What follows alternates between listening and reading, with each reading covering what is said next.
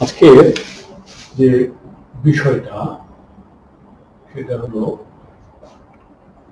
ধ্বনি ও বর্ণ। তোমরা বিজ্ঞাপন দেখেছো ধ্বনি ও বর্ণ।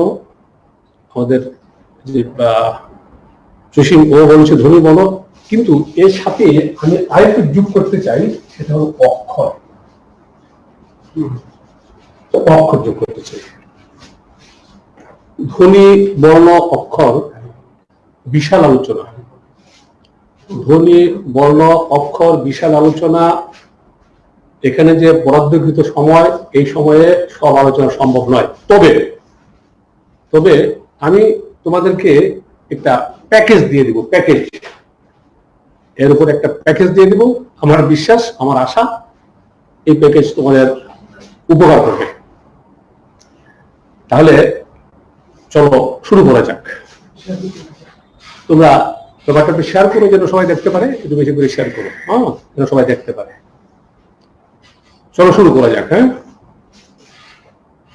অক্ষর এনেছি এই কারণে, ওই বর্ণের সাথে অক্ষরের অনেকেই একটা কন্ট্রাডিকশন করে ফেলে।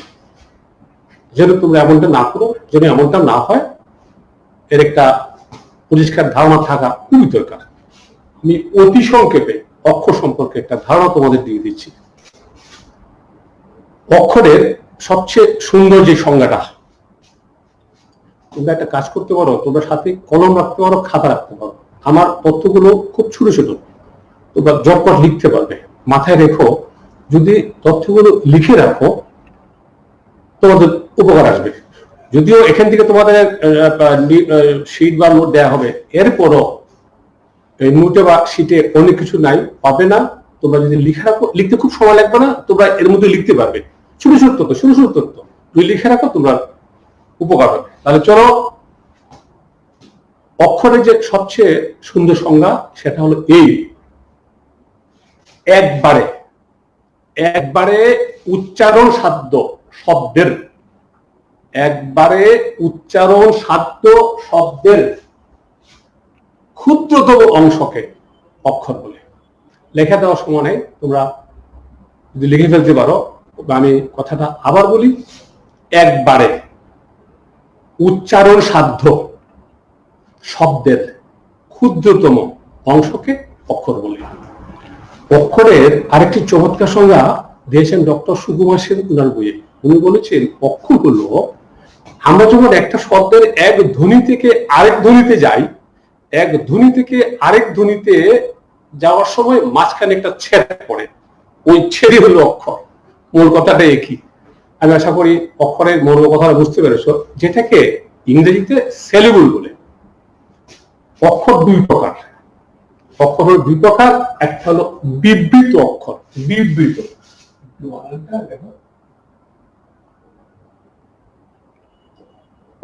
একটা বিবৃত অক্ষর, আরেকটা হলো সংবৃত অক্ষর। একটা বিবৃত অক্ষর, আরেকটি হলো সংবৃত অক্ষর। বিবৃত অক্ষর হলো, জটপট লিখতে পারো তোমরা। বিবৃত অক্ষরটা হলো যে অক্ষর শেষ হয় স্বরধ্বনির মাধ্যমে। যে অক্ষর শেষ হয় স্বরধ্বনির মাধ্যমে তাকে বলে বিবৃত অক্ষর। একটা উদাহরণ দেখো, শব্দটা কবি, এর ভিতরে ক যোগ ও, ব যোগ রস্বই। তাই দেখো, এই যে ক, এই অক্ষরটা শেষ হয়েছে স্বরধ্বনি ওর মাধ্যমে। এই যে বি, এটা শেষ হয়েছে স্বরধ্বনি ইর মাধ্যমে। তাহলে বিবৃত অক্ষর হলো যে অক্ষর শেষ হয়, সমাপ্ত হয় স্বরধ্বনির মাধ্যমে, তাকে বলে বিবৃত অক্ষর। আর সংবৃত অক্ষর হলো যে অক্ষর শেষ হয় ব্যঞ্জন বর্ণের মাধ্যমে। কি করে? এই দেখো, একটা উদাহরণ দেখো, দেখলে বুঝতে পারবে। শব্দটা ভক্তি। ভক্তি উদাহরণ পাই ভক যোগ তি। এর মধ্যে দুইটা অক্ষর আছে, প্রথম অক্ষরটা সংবৃত অক্ষর, ভক। দেখো এসের কি ব্যঞ্জন নাই, আর তি তো বুঝতে পারছো বিব্রত। তাহলে আমাকে বলো অক্ষর কত প্রকার? হ্যাঁ, অক্ষর দুই প্রকার, একটা হলো সংবৃত আর একটা হলো বিবৃত। যেটা সংবৃত এটা শেষ হয় ব্যঞ্জনের মাধ্যমে, যেটা বিবৃত এটা শেষ হয় স্বরের মাধ্যমে। আমি আশা করি অক্ষর সম্পর্কে একটা ধারণা তোমাদের হয়েছে। এতটুকু হলেই আমাদের সামনে আগানো যাবে, সমস্যা হবে না। বর্ণের সাথে তোমাদের অক্ষরের আর কোনো সমস্যা হবে না। এবার চলো, আমাদের কিন্তু আজকের মূল আলোচনা বা বড় আলোচনা হলো বর্ণ নিয়ে। ধ্বনি খুব স্বাভাবিক বিষয়, এটা নিয়ে তোমাদের এত বলে আমার দরকার নেই, বলতে হবে না। কিন্তু মূল আলোচনা বর্ণ নিয়ে, বিশাল ব্যাপার বর্ণ। আমি ওই যে বললাম আগে বলেছি একটা প্যাকেজ দিয়ে দিই, আশা করি আমার প্যাকেজ তোমাদের উপকার করবে। তাহলে চলো আমরা বর্ণে চলে যাই। অক্ষর কথা মনে আছে তো? অক্ষরের কথা বলো, অক্ষর কত প্রকার? দুই প্রকার। বলো কি কি বলো, বলো।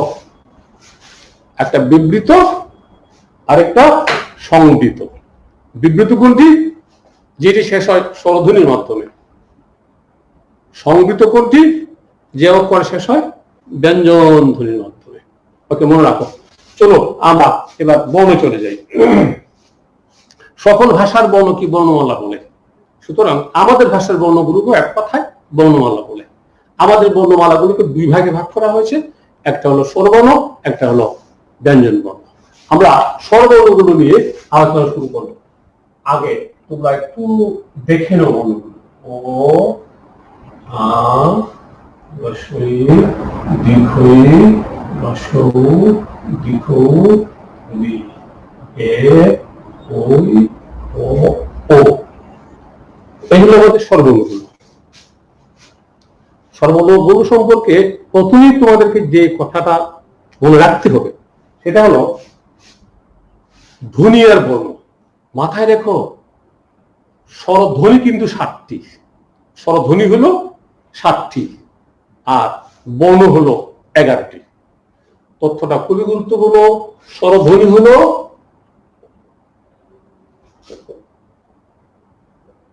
স্বরধ্বনি হলো 7টি আর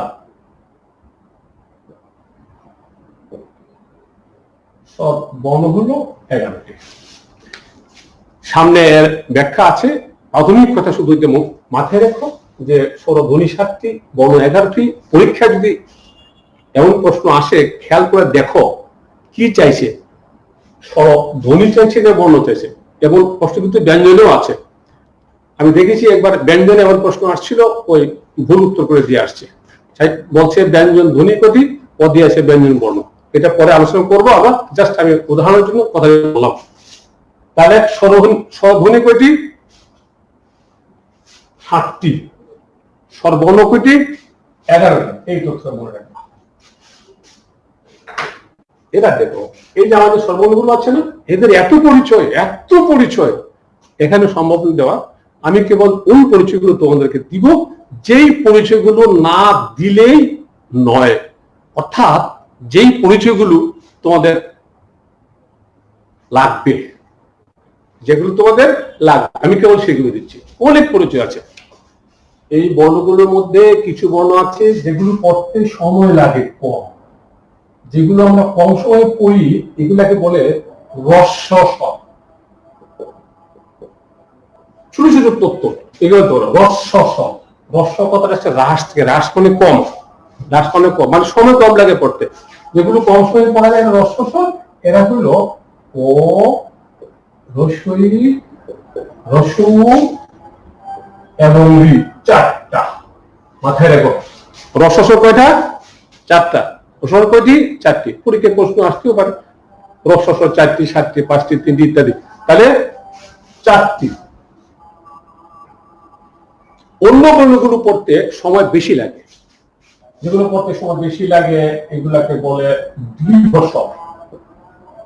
স্বর। এগুলো হলো আ, দীর্ঘই, দীর্ঘউ, এ ওই ও ও 7টি। দীর্ঘ স্বর কয়টি? 7টি। এখানে দীর্ঘ স্বর নিয়ে একটা প্রশ্ন আছে, ভালো করে ব্যাপারটা খেয়াল করো। দীর্ঘ মানে বেশি সময় লাগে পড়তে। কেন সময় বেশি বেশি লাগে পড়তে? লাগে এই কারণে এদের ভিতরে দুইটা করে বর্ণ আছে। তাকাও, আ এর ভিতরে আছে দুইটা বর্ণ, দীর্ঘই এর ভিতরে আছে দুইটা বর্ণ, দীর্ঘ এর ভিতরে আছে দুইটা বর্ণ। কিন্তু তোমাদের প্রশ্ন, স্যার এর ভেতরে তো কোনো দুইটা বর্ণ নাই, এ তো একটা বর্ণ। বলো কষ্ট কিনা? ওই দুইটা আছে, কোনো অসুবিধা নেই, কিন্তু ও স্যার এর ভিতরে তো দুইটা বর্ণ নাই, ও এর ভিতরেও দুইটা আছে। তাহলে ভালো করে কথাটা খেয়াল করো। আ এর ভিতরে দুইটা স্বর, দীর্ঘই দুইটা স্বর, দীর্ঘ দুইটা স্বর, ওই দুইটা স্বর, ও দুইটা স্বর। কিন্তু এ আর ও, তোমাদের প্রশ্ন, এই দুইটার ভিতরে তো স্যার দুইটা স্বর দেখি না আমরা, কিন্তু এদের ভেতরেও দুইটা স্বর আছে। কিভাবে আছে আমি দেখাচ্ছি, দেখলে বুঝবে। তোমরা দেখো কিনা আমি জানি না, বা এখানে প্রমাণ তোমরা করতে পারো কিনা সেটা আমি তো দেখি না ভালো করে। হ্যাঁ হ্যাঁ, ওদের জুস পড়ায়, ঠিক আছে, দেখো ভালো করে দেখো। হ্যাঁ ভালো করে দেখো। তোমরা এর ভিতরে কি করে দুইটা স্বর, এই ব্যাপারটা খেয়াল করো, গুরুত্বপূর্ণ বিষয়। দেখো, শুভযোগ ইচ্ছা, এই দুটো শব্দকে, শুভ আর ইচ্ছা, এই দুটো শব্দকে আমরা যে সন্ধি করি কি হয়? শুভেচ্ছা হয়। কিন্তু শুভর সাথে কি আছে বলতো? শুভর সাথে আছে ও, আর ইচ্ছার আছে ই। তাহলে শুভ আর ইচ্ছা এই দুইটাকে সন্ধি করে কি পাই আমরা? পাই শুভেচ্ছা। বলো কি পাই? শুভেচ্ছা পাই। আমাকে বলতো, শুভেচ্ছার যে একারটা, একারটা একার হওয়ার আগে কি জিনিস ছিল? ওই যে ও আর এ ছিল।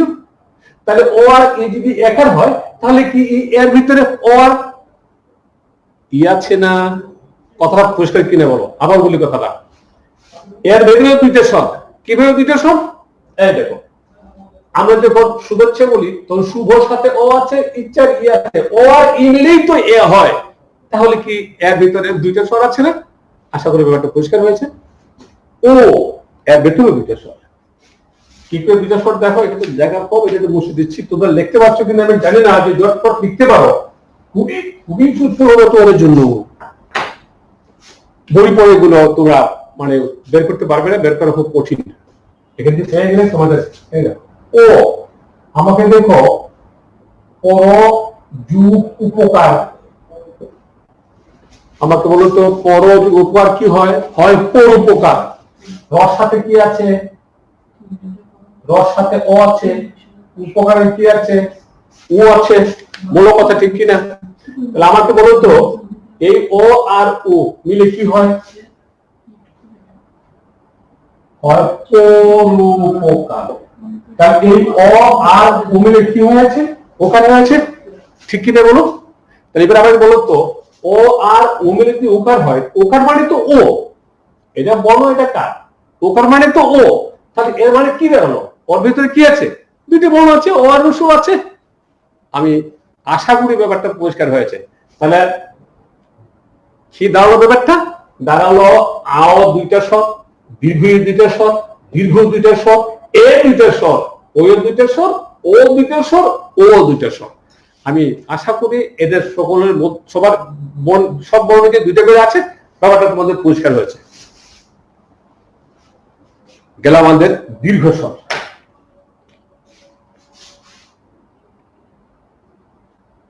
এরপর আছে মৌলিক স্বর। মৌলিক স্বর, মৌলিক স্বর হলো ও, আ, রসই, রসু, এ, ও এবং এ। মৌলিক স্বর 7টা। মৌলিক স্বর 7টা। তোমাদের প্রশ্ন, তার ওতে একটা বর্ণ আছে, ব্যাপারটা আমরা ঠিক আছে, ওতে একটা একটা মৌলিক স্বর, ই মৌলিক স্বর, ও মৌলিক স্বর, এ মৌলিক স্বর, ও মৌলিক স্বর, কিন্তু তার আ কিন্তু মৌলিক স্বর হয়, কারণ আর ভেতরে তো দুইটা ও আছে। বলো প্রশ্ন কিনা?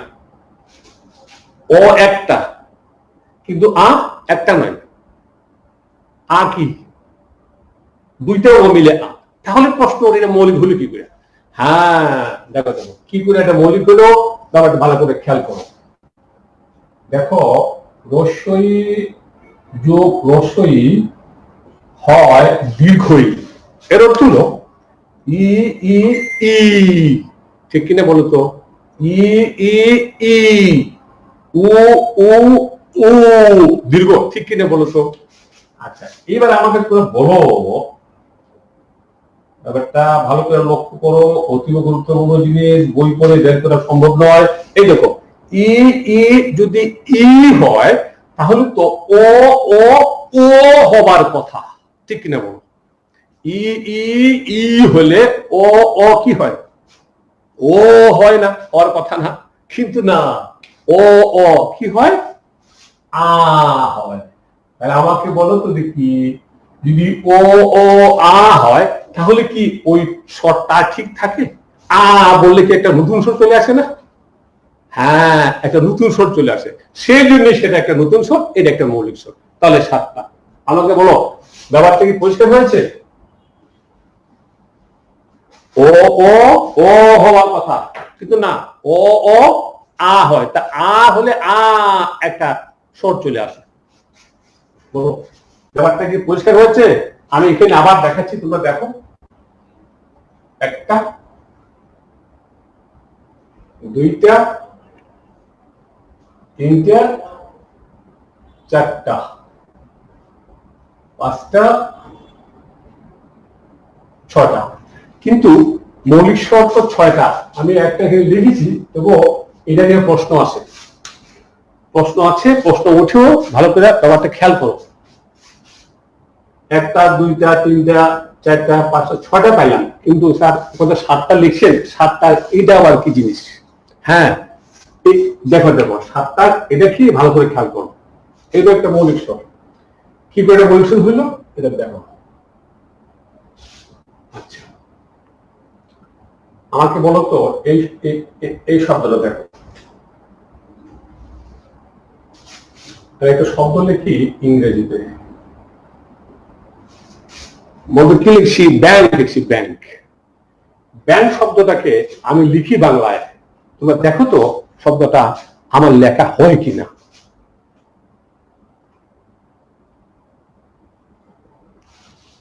হয়েছে কি? না স্যার হয় নাই। ঠিক আছে আবার লিখি। হয়েছে কি? না স্যার এখনো হয় নাই। উত্তর দিই তো, ঠিক আছে আবার লিখি, আরেকবার সুযোগ দিয়ে লিখি। এই দেখো দেখো দেখো, এবার তো হয়েছে। না স্যার এবারও হয় নাই। তাহলে তুমি বলো তো ব্যাংক আমি কিভাবে লিখবো? স্যার যখন আকার দেন, কথাই ঠিক তো? ঠিক আছে যখন আকার দিচ্ছি, যখন আকার দিচ্ছি। এবার এইদিকে তাকাও, এবার শুদ্ধ হয়েছে। এবার ভালো করে দেখো, ওই যে ব্যাংক লিখতে যে একটা এ আছে না, দেখো ব্যাংক লিখতে একটা এ আছে না, একটা এ ধ্বনি আছে না। হ্যাঁ এই এ ধ্বনির জন্য আমি একবার দেখা দিলাম। কেন দিলাম একটা? কারণ তার বর্ণ আছে। বর্ণ কি? এই যে এ, তোমরা মানো নাই। আমি আবার কি করলাম?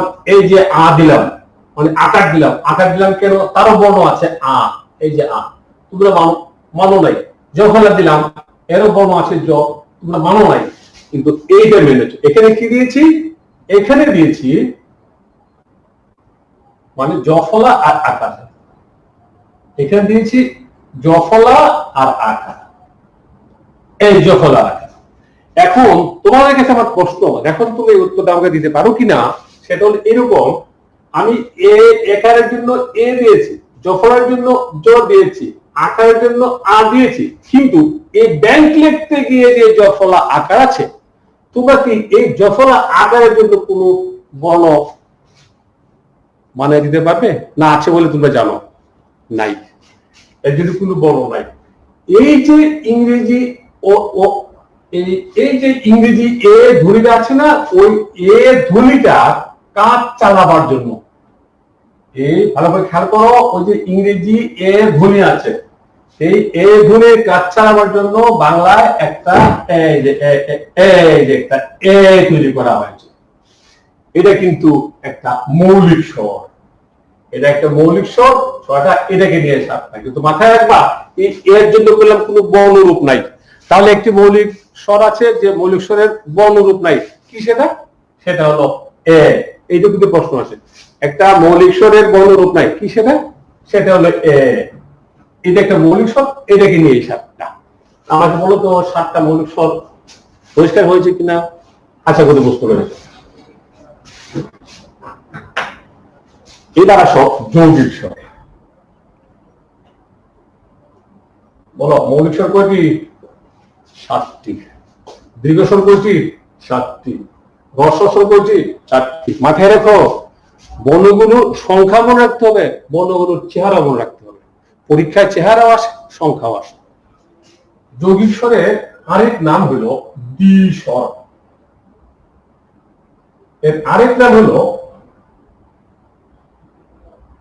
সন্ধক্ষর। সন্ধানা যখন আসবে সন্ধক্ষর, সন্ধক্ষর। এ হলো একটা হইলো ওই, আরেকটা হইলো ও, দুইটা। যৌগিক স্বর দ্বিস্বর বা সন্ধক্ষর কয়টা? দুইটা। এইখানে প্রশ্ন আছে, সেটা হলো তোমরা নিশ্চয়ই বইয়ে লেখা দেখবে বাংলা ভাষায় যৌগিক স্বরধ্বনির সংখ্যা 25টি। বলো এই কথা বই পড়ো নাই? নিশ্চয়ই বলেছ। বাংলা ভাষায় যৌগিক স্বরধ্বনির সংখ্যা 25টি। প্রশ্ন হলো স্যার বইয়ে লেখা আছে 25টি স্বরধ্বনি, আপনি লেখলেন 2টি, ব্যাপারটা আমাদের বুঝে আসে নাই। কথা এটাই তো? হ্যাঁ হ্যাঁ হ্যাঁ, বুঝালে তো বুঝে আসবে। এবার ভালো করে তাকাও, বুঝে আসবে। দেখো এই যে বই আছে, বই, ব সাথে আছে ও, এরপরে আছে রসুই। আমাকে বলো তো বই কথা, এই যে বই শব্দটা, বই, বই লিখতে গিয়ে আমরা বর সাথে কি পাই? ও পাই। তার বই কি আছে? রসুই আছে। তাহলে আমাকে বলো তো বর পরে যে ধ্বনিটা বা উচ্চারণটা কি? সেটা সেটা ওই, ও আর রসি, ওই।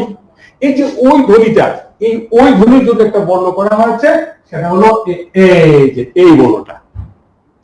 আবার দেখো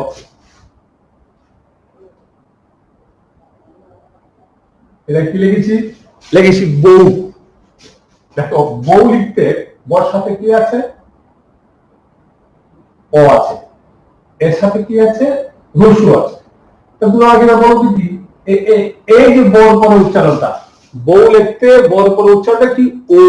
এই ও এর জন্য একটা বর্ণ করা হয়েছে, সেটা হলো এই যে এটা। এইবার তোমরা দেখতে পাচ্ছ কিনা আমি তো বুঝতেও পারছি না, তোমরা বলছো কিনা আমাকে? হ্যাঁ, আচ্ছা এবার দেখো, সব তো দেখতেও পাই না আমি। আচ্ছা এইবার এটাই মুছে দিলাম, লেখা হয়ে গেছে তোমাদের, এটাই মুছে দিলাম। এবার তোমরা এই শব্দ বলো কি কি লিখেছি? ভাই লিখেছি, ভাই। ভাইয়ের সাথে কি আছে দেখো তো, ভর সাথে আছে আ, এরপরে আছে রসুই। আমাকে বলো তো এই উচ্চারণটা কি? এই উচ্চারণটা কি? উচ্চারণটা আই। আর রসি উচ্চারণটা কি? আই। এবার আমার প্রশ্ন তোমাদের কাছে, তোমরা আমাকে বলো ওই এর জন্য যদি একটি বর্ণ হয়, ও এর জন্য যদি একটা বর্ণ হয়, তাহলে কি আই এর জন্য একটা বর্ণ দরকার না? কিন্তু এরকম ধ্বনি বাংলায় 25টা আছে। অবশ্য 25টার কথা আছে। আমাদের ভাষা বিজ্ঞানী মোহাম্মদ আব্দুল হাই, উনার বইয়ে লেখেন 31টি। পবিত্র সরকার উনি লিখেছেন ওনার বইয়ে 17টি। সুনীতি কুমার চট্টোপাধ্যায় উনি লিখেছেন ওনার বইয়ে 25টি। আমাদের যে বোর্ডের বা গভর্নমেন্টের বইটা, ওই বইয়ের মধ্যে বেশিরভাগ ক্ষেত্রেই সুনীতি কুমার চট্টোপাধ্যায়ের অভিমত গ্রহণ করা হয়েছে। তাহলে উনি বলছেন 25টি। এবার 25টির মধ্যে খুবই গুরুত্বপূর্ণ এই দেখে প্রশ্নের ক্ষেত্র করলাম, আসছে কিন্তু প্রশ্ন অনেকবার, খুবই গুরুত্বপূর্ণ কথাটা খেয়াল করো।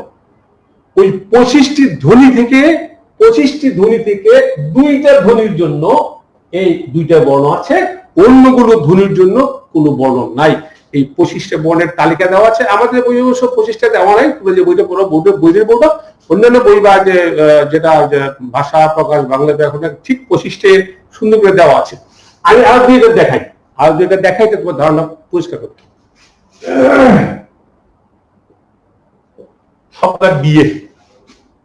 শব্দটা বিয়ে বর সাথে কি আছে? রসি আছে। অন্তত সাথে কি আছে? এই দেখো এ আছে। তাহলে এখানে শব্দটা কি? ইয়ে। এই ইয়ের জন্য কোনো বর্ণ নাই। আবার দেখো এটা কি লিখেছি 2। বর সাথে কি আছে? রসু আছে। এরপরে কি আছে? রসি আছে। উচ্চারণে কি হলো? উই। এই উইয়ের জন্য তো কোনো বর্ণ নাই। এরকম 25টা ধ্বনি আছে, খুবই গুরুত্বপূর্ণ কথা মাথায় রেখো, প্যাচ লাগিয়ে দিও না। তাহলে ধ্বনি হলো 25টি, আর ওই 25টি ধ্বনি থেকে দুইটা ধ্বনির জন্য দুইটা বর্ণরূপ আছে। তাহলে ব্যাপারটা দাঁড়ালো এরকম, বাংলা ভাষায় যৌগিক স্বরধ্বনির সংখ্যা 25, আর স্বরধ্বনি জ্ঞাপক বর্ণ হলো 2টি। বলো কথা ক্লিয়ার কিনা? আবার বলি, বাংলা ভাষায় যৌগিক স্বরধ্বনির সংখ্যা 25, বাংলা ভাষায় যৌগিক স্বরধ্বনির সংখ্যা 25, আর যৌগিক স্বরধ্বনি জ্ঞাপক বর্ণের সংখ্যা হলো 2। আশা করি ব্যাপারটা বুঝতে পেরেছো। গুরুত্বপূর্ণ জিনিস এখানে পেলাম, প্রশ্ন পরীক্ষায় আসছে, মাথায় রাখো কি আসে পরীক্ষায়। বর্ণনা ধ্বনি, বাংলা ভাষায় যৌগিক স্বরধ্বনি, ধ্বনি দেখবা শেষের দিকে 25টা। বাংলা ভাষায় যৌগিক স্বরধ্বনি জ্ঞাপক বর্ণ দেখবা তো 2টা। বলো ধ্বনি কয়টা? 2টা। বর্ণ কয়টা? 25টা। যৌগিক স্বরধ্বনি কয়টা? 25টা। যৌগিক স্বরধ্বনি জ্ঞাপক বর্ণ কয়টা? 2টা। ব্যাপারটা আশা করি পরিষ্কার হয়েছে। গেল আমাদের যৌগিক স্বর।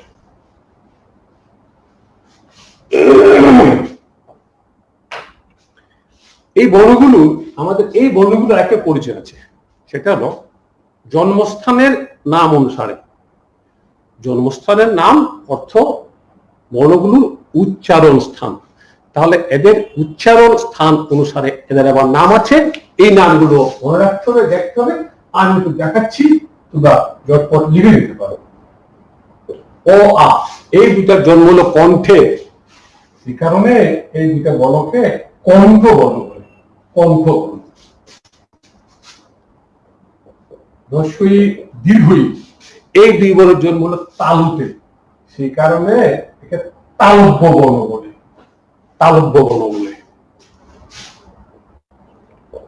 হ্রস্ব দীর্ঘ, এই দুই বর্ণের জন্ম হলো ওষ্ঠে, এই কারণে ওষ্ঠ বর্ণ বলে। ওষ্ঠ মানে ঠোঁট, কিন্তু আবার বলে ফেলো না ঠুষ্ট বর্ণ, হবে না, ওষ্ঠ বর্ণ। রি, এর জন্ম হলো মূর্ধায়,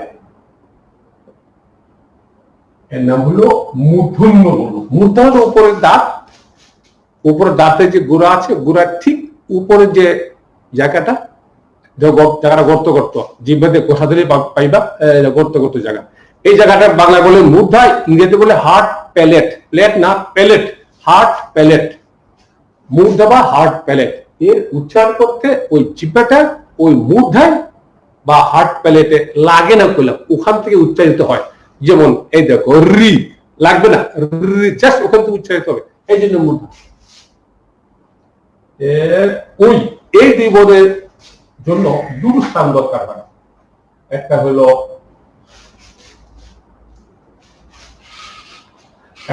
কণ্ঠ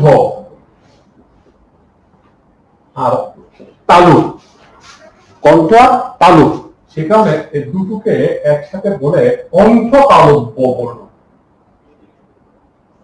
কণ্ঠ তালব্য বর্ণ, কণ্ঠ তালব্য বর্ণ।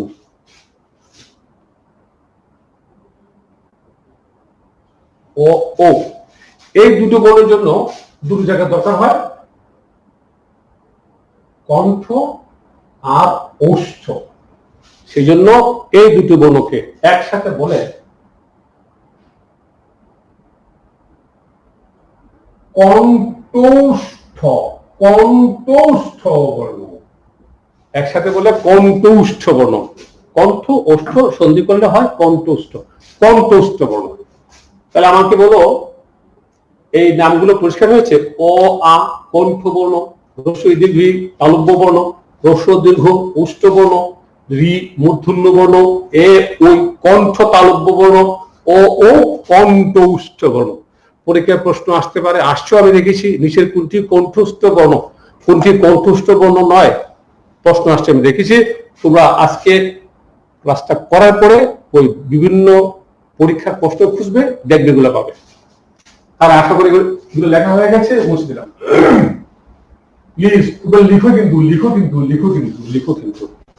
খালি শুনলে তো কান দিয়ে বেরিয়ে যাবে, এই কান দিয়ে শুনবা ওদিকে বেরিয়ে যাবে। লিখবা, লিখে দেখবে যে একটা সম্পদ হয়ে যায়। গেল আমাদের জন্মস্থানের নাম, অনুষ্ঠানের নাম। এবার আসো আমাদের বর্ণগুলোর সংক্ষিপ্ত রূপ আছে, যেগুলোকে কার বলে, কার, কার বলে বা সংক্ষিপ্ত রূপ বলে। তাহলে স্বরবর্ণগুলোর সংক্ষিপ্ত রূপ কার নামে অভিহিত, স্বরবর্ণের সংক্ষিপ্ত রূপ কার নামে অভিহিত। কার চিহ্ন হলো 10টি। এই যে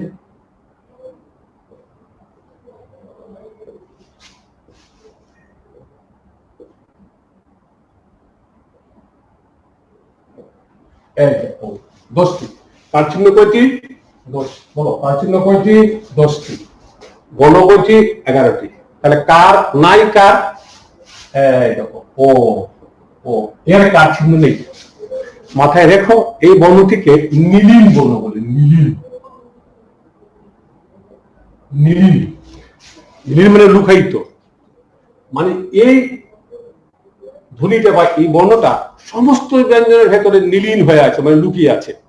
সেই কারণে এর আর বাড়তি কারের প্রয়োজন নেই বা প্রয়োজন পড়ে না। তাহলে বলো কার নাই, কার ওর, ওকে কি বর্ণ বলে? নীলিন বর্ণ। এটা তো পরীক্ষা আসে দেখছি, নীলিন বর্ণ। ওকে কি বর্ণ বলে? নীলিন বর্ণ বলে। ওকে কি বর্ণ বলে? নীলিন বর্ণ বলে। তাহলে কার চিহ্ন কয়টি? 10টি। বর্ণ কয়টি? 11টি। কোন বর্ণে কার চিহ্ন নেই? ও এর কার চিহ্ন নেই। ওকে কি বর্ণ বলে? নীলিন বর্ণ বলে। কেন বলে নীলিন বর্ণ? কারণ সে সমস্ত ব্যঞ্জনের ভেতর লুকিয়ে আছে বা নীলিন হয়ে আছে। পরীক্ষায় নীল বর্ণ আসছে, আসতে আমি দেখেছি কোন পরীক্ষায়। আশা করি এটা পরিষ্কার হয়েছে।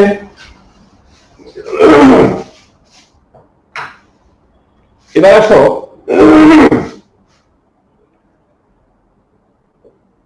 মাত্রা। মাত্রা, মাত্রা হলো বর্ণের উপরে রেখা। বর্ণের উপর রেখাকে মাত্রা বলে। কিছু স্বরবর্ণ আছে পুরো মাত্রা, কিছু আছে নেই, কিছু আছে অর্ধেক। তাহলে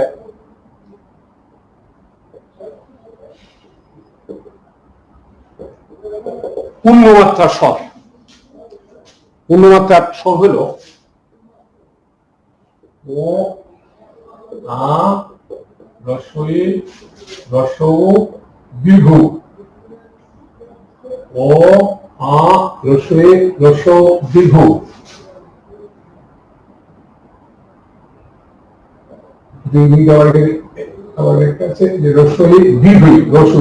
ছয়টা পূর্ণমাত্রার স্বর কয়টা? 6টা। পূর্ণমাত্রার স্বর কয়টা? 6টা। এরপরে অর্ধমাত্রার স্বর। অর্ধমাত্রার স্বর হইল রি, একটা। মাত্রা বিহীন স্বর। মাত্রা বিহীন স্বর হইল এ, ওই, ও, ও, 4টা। এই হলো 11টা স্বর। তাহলে আমরা শুরুর দিকে স্বরবর্ণের শুরুর দিকে একটা কথা বলেছিলাম, মনে আছে কিনা তোমাদের? আমরা বলেছিলাম যে স্বরধ্বনি হলো 7টি। আসলে ওই যে মৌলিক 7টা পেয়েছো, এই হলো স্বরবর্ণের মূল ধ্বনি 7টাই। আর ওই ওই ধ্বনি থেকে জন্ম নেওয়া আর কয়টি মিলাইয়া এই হলো 11টি। মাথায় রেখো। তাহলে গেল আমাদের মাত্রা।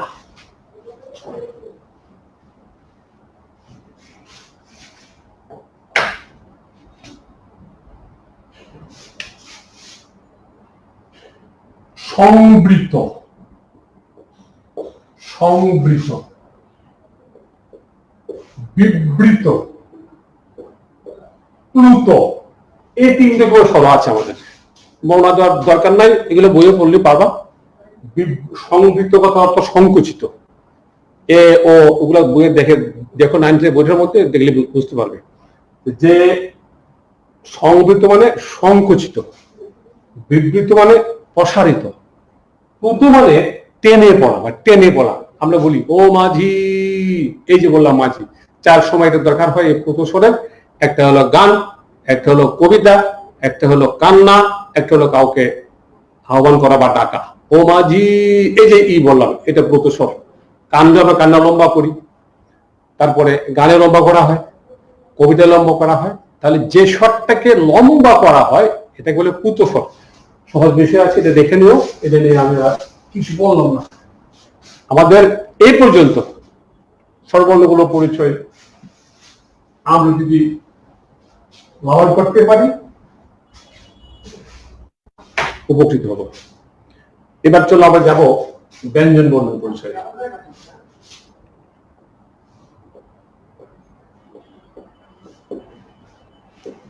এবার আপনি ক্লাস দিচ্ছেন দেখে না বাংলাদেশে কাছে শুনে কেমন আছে? ভালো আছে, ভালো আছে, ভালো আছে, আলহামদুলিল্লাহ। কেমন আছে স্যার? এই যে মানে কি বলে, এটা তো চমৎকার, এটা চমৎকার। এটা পড়ে আমার কথা বলবো না, ক্লাসে শেষ করে ফেলি। থাকিস। এবার আসে আমরা ব্যঞ্জন বর্ণে। ব্যঞ্জন বর্ণ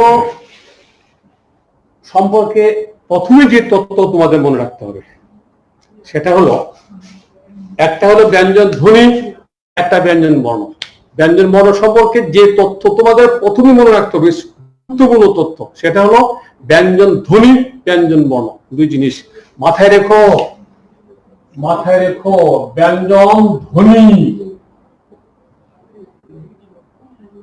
ব্যঞ্জন ধ্বনি হলো 30টি। বলো, ব্যঞ্জন ধ্বনি কয়টি? 30টি। ব্যঞ্জন ধ্বনি কয়টি? 30টি। আর ব্যঞ্জন বর্ণ হলো 39টি। প্রথমে স্যার ব্যাপারটা খুলে বলেন, ধ্বনি 30টি, বর্ণ 39, ব্যাপারটা বুঝলাম না। ব্যাপারটা হলো, মাথায় রেখো, কথাটা মাথায় রাখবা যে একই ধ্বনির প্রতীক হিসাবে একাধিক বর্ণ ব্যঞ্জনে আছে। কথাটা ভালো করে শোনো, একই ধ্বনির একাধিক প্রতীক ব্যঞ্জনে আছে। দেখালে ব্যাপারটা ফকফকা হয়ে যাবে। তোমরা দেখো,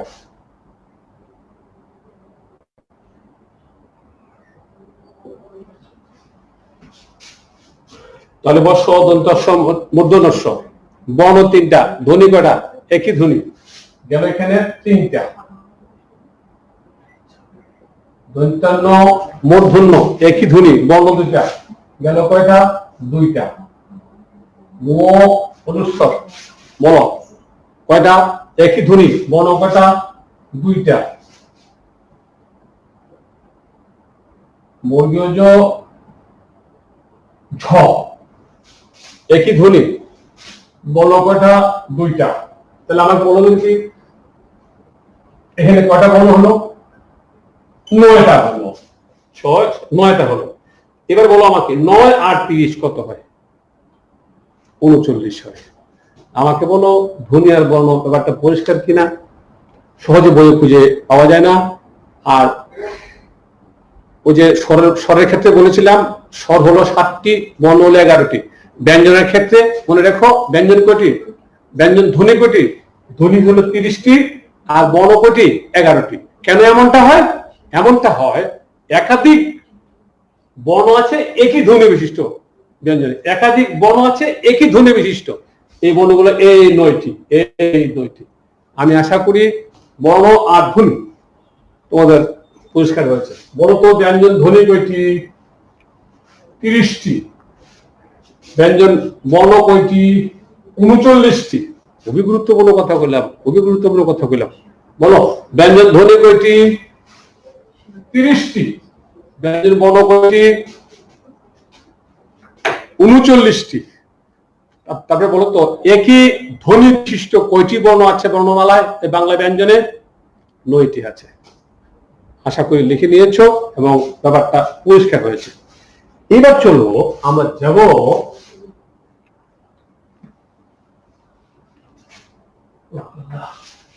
একটু লিখে ফেলি, অবশ্যই লিখে ফেলি।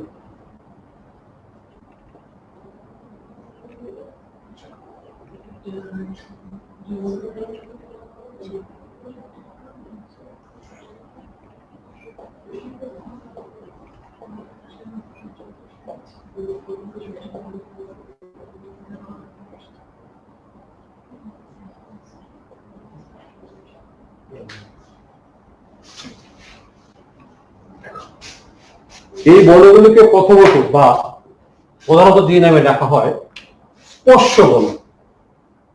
এটাকে ডাকা হয় স্পর্শ বর্ণ। স্পর্শ বর্ণ কেন বলে স্পর্শ বর্ণ?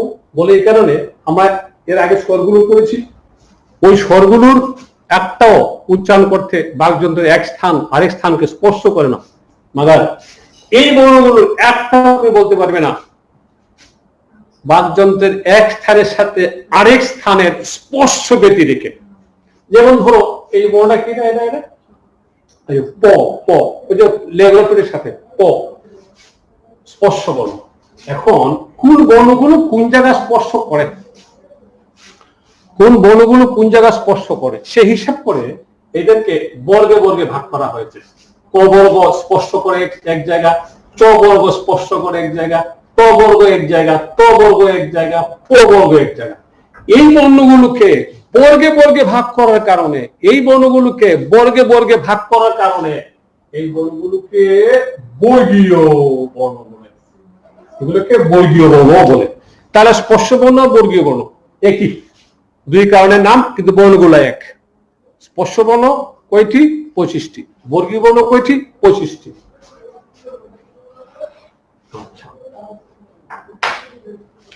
এরা হলো বর্গের প্রথম বর্ণ, এরা হলো দ্বিতীয় বর্ণ, এরা হলো তৃতীয় বর্ণ, এরা হলো চতুর্থ বর্ণ, আর এরা হলো পঞ্চম বর্ণ। আমরা এখন এই বর্ণগুলোর আরেক রকমের পরিচয় শিখব। আমি কোন বর্ণগুলোকে ইন্ডিকেট করলাম দ্বিতীয় এবং চতুর্থকে, দ্বিতীয় এবং চতুর্থকে। আমরা যখন বর্গের দ্বিতীয় এবং চতুর্থ এই বর্ণগুলোকে পড়ি, বলি বা উচ্চারণ করি, তখন প্রাণ বেশি খরচ হয়। প্রাণ মানে বাতাস, নিঃশ্বাস, শ্বাস, প্রাণ বেশি খরচ হয়। বেশি প্রাণ খরচ হয় বলে এই বর্ণগুলোকে বলা হয় মুহপ্রাণ বর্ণ। মুহপ্রাণ বর্ণ।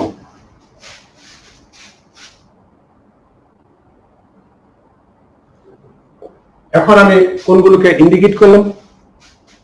প্রথম, তৃতীয় এবং পঞ্চম। প্রথম, তৃতীয় এবং পঞ্চম। আমরা যখন বর্গের প্রথম, তৃতীয় এবং পঞ্চম এই বর্ণগুলোকে পড়ি, বলি বা উচ্চারণ করি, তখন কম প্রাণের প্রয়োজন হয়। কম প্রাণের প্রয়োজন হয় বলে এই বর্ণগুলোকে বলা হয় অল্প প্রাণ বর্ণ। অল্প প্রাণ বর্ণ। গেল আমাদের মহাপ্রাণ, গেল আমাদের অল্প প্রাণ। এবার আমরা আরেকটা পরিচয় দেখো তো, আমি কোন বর্ণগুলোকে বক্স করে ফেললাম? প্রথম আর দ্বিতীয়। প্রথম আর দ্বিতীয়, বর্গের প্রথম আর দ্বিতীয় ওই বর্ণগুলোকে আমরা যখন পড়ি, বলি বা উচ্চারণ করি, তখন আমাদের গলার ভেতরে একটা অঙ্গ আছে। অঙ্গটাকে বাংলায় বলে স্বরতন্ত্রী, ইংরেজিতে বলে ভোকাল কর্ড। আমরা যখন বর্গের প্রথম আর দ্বিতীয় বর্ণগুলো পড়ি, বলি বা উচ্চারণ করি, তখন আমাদের স্বরতন্ত্রী বা ভোকাল কর্ড ঘোষিত হয় না। ঘোষিত, এই যে ঘুষ কথাটা, এই ঘুষ কথাটা ব্যাকরণের কথা, এটা ব্যাকরণের পরিভাষা। এর অর্থ হলো তরঙ্গ। এই তরঙ্গের বৈয়াকরণিক পরিভাষা হলো ঘুষ, কথাটি ভুলে যায় না। তরঙ্গের বৈয়াকরণিক পরিভাষা হলো ঘুষ, মানে তরঙ্গায়িত হয়। তাহলে বর্গের প্রথম আর দ্বিতীয় বর্ণগুলো যখন আমরা পড়ি, বলি বা উচ্চারণ করি, তখন আমাদের স্বরতন্ত্রী বা ভোকাল কর্ড ঘোষিত তথা তরঙ্গায়িত হয় না। সেই কারণে এই বর্ণগুলোকে অঘোষ বর্ণ বলে। অঘোষ বর্ণ। বলো কি বর্ণ বলে? অঘোষ বর্ণ বলে। কি বর্ণ বলে? অঘোষ বর্ণ বলে। এবার কোনগুলোকে বস করা হলো? তৃতীয়, চতুর্থ, পঞ্চম। আমরা যখন বর্গের তৃতীয়, চতুর্থ আর পঞ্চম বর্ণগুলোকে পড়ি, বলি বা উচ্চারণ করি, তখন স্বরতন্ত্রী ঘোষিত হয়, কাঁপে, তরঙ্গায়িত হয়। সেই কারণে এগুলোকে বলে ঘোষ বর্ণ। কি বর্ণ বলে? ঘোষ বর্ণ বলে। কিন্তু মজার ব্যাপার হলো, যেভাবে অল্প প্রাণ, মহাপ্রাণ, ঘোষ, অঘোষের সংজ্ঞা শিখলে, এইভাবে সংজ্ঞা শিখে পরীক্ষার হলে গিয়ে যদি দেখো ঘুষ অঘুষ থেকে পরীক্ষার প্রশ্ন আসছে, উত্তর বের করতে পারবে না, তোমার ভেতরে ঘুষাঘুষি শুরু হয়ে যাবে। অথবা যে যদি দেখো অল্প প্রাণ, মহাপ্রাণ থেকে প্রশ্ন আসছে, উত্তর বের করার আগে তোমার প্রাণ বের হয়ে যাবে। এই সংজ্ঞা মুখস্থ করে পরীক্ষার হলে গিয়ে উত্তর করা সম্ভব নয়। আমি একটা টেকনিক শিখিয়ে দিচ্ছি, টেকনিক। আশা করি এই টেকনিক তোমাকে পরীক্ষার হলে হেল্প করবে। সেটা হলো এইরকম, টেকনিকটা হলো এইরকম। এই দেখো, আমরা এটা জাস্ট আমাদেরকে টেকনিক মাত্র। অমানে কি? অমানে না। আর এই যে ঘুষ, এই ঘুষ, তরঙ্গের ঘুষ, এই ঘুষকে আমি একটু বিকৃত করে লিখবো ঘুষ। বাবা, আজকাল ঘুষ নিয়ে অনেক কিছু হচ্ছে, তোমরা জানো। তাহলে এবার দেখো, অঘুষ কথাটার অর্থ হয়ে গেল না ঘুষ। না ঘুষ মানে ঘুষ না। ঘুষ না মানে ঘুষ। ধরো তুমি একটা অফিসে গেলে, গিয়ে বললে, ভাই আমার কাজটা তাড়াতাড়ি করে দিয়ে না, আপনাকে 1000 টাকা দিলাম, বা এটা ঘুষ দিলে। লোকটা বললো, ভাই না না না না না না, ঘুষ না, ঘুষ। এই যে বললো না না না ঘুষ, এর মানে কি? এর মানে আমি ঘুষ নেই না। ঘুষ নেই না মানে আমি ঘুষ খাই না। তাহলে যে লোকটা ঘুষ নেয় না, যে লোকটা ঘুষ খায় না, ওই লোকটা কোন শ্রেণীর লোক? এই লোকটা হলো প্রথম শ্রেণীর লোক। প্রথম শ্রেণীর লোক বা দ্বিতীয় শ্রেণীর লোক। মাথায় রেখো, যারা প্রথম শ্রেণীর, দ্বিতীয় শ্রেণী, তারা ঘুষ খায় না। ঘুষ খায় না মিন্স অঘুষ। ঘুষ খায় না মিন্স অঘুষ। তাহলে আমাকে বলো, অঘুষ কথাটা মনে রাখার কৌশলটা কি মাথায় গিয়েছে? প্রথম শ্রেণীর, দ্বিতীয় শ্রেণীর কর্মকর্তা করি নাই আমি। প্রথম শ্রেণীর, দ্বিতীয় শ্রেণীর মানুষ, কর্মকর্তা না। যারা প্রথম শ্রেণীর, দ্বিতীয় শ্রেণীর মানুষ, তারা কি করে না? তারা ঘুষ খায় না। তাহলে আমাকে বলো, অঘোষ মনে রাখার টেকনিকটা আশা করি রপ্ত হয়েছে। যারা তৃতীয় শ্রেণীর, যারা চতুর্থ শ্রেণীর, যারা পঞ্চম শ্রেণীর, তারা ঘুষ খায়। ঘুষ খায় মিন্স ঘুষ বড়। ঘুষ খায় মিন্স ঘুষ বড়। তাহলে আমাকে বলো, ঘুষ অঘুষ এই দুইটা কি মনে থাকবে না? ঠিক করে মনে থাকবে। যারা প্রথম শ্রেণীর, দ্বিতীয় শ্রেণীর, তা ঘুষ খায় না। ঘুষ খায় না মানে ঘুষ বলো। যারা তৃতীয়, চতুর্থ, পঞ্চম শ্রেণীর, তারা ঘুষ খায় মানে ঘুষ বলো। পরিষ্কার হয়ে গেল আমাদের ঘুষ আর অঘুষ। এবার অল্প প্রাণ, মহাপ্রাণ, এক মরাক্ষবের টেকনিকে সংজ্ঞা শিক্ষা পরীক্ষার হলে গিয়ে অল্প প্রাণ, মহাপ্রাণ বের করা খুবই কঠিন। টেকনিক হলো, মাথায় রাখবা, জোড় সংখ্যার বর্ণগুলো হলো মহাপ্রাণ। এই দেখো 2 আর 4, জোড় সংখ্যার বর্ণগুলো মহাপ্রাণ, আর বিজোড় সংখ্যার বর্ণগুলো অল্প প্রাণ। বলো, জোড় সংখ্যা মহাপ্রাণ, বিজোড় সংখ্যা অল্প প্রাণ। আবার জোড় সংখ্যা মহাপ্রাণ, বিজোড় সংখ্যা অল্প প্রাণ। ঘুষ খায় 3, 4, 5। ঘুষ খায় না 1, 2 মানে প্রথম, দ্বিতীয়। আমাকে বলো, অল্প প্রাণ, মহাপ্রাণ, ঘুষ অঘুষ পরিষ্কার হয়েছে কিনা? আচ্ছা, আমি একটু নমুনা দেখাচ্ছি। প্রসঙ্গে মনে পড়ছে 25তম বিসিএস এর, দেখো 25তম বিসিএস এর প্রশ্নটা আসছিল। সবাই কম, কি করবো তোমার দেখাচ্ছি। দেখো আসছিল, তো দেখতে পাচ্ছ কিনা নিচে কোনটি অল্প প্রাণ অঘোষ ধ্বনি।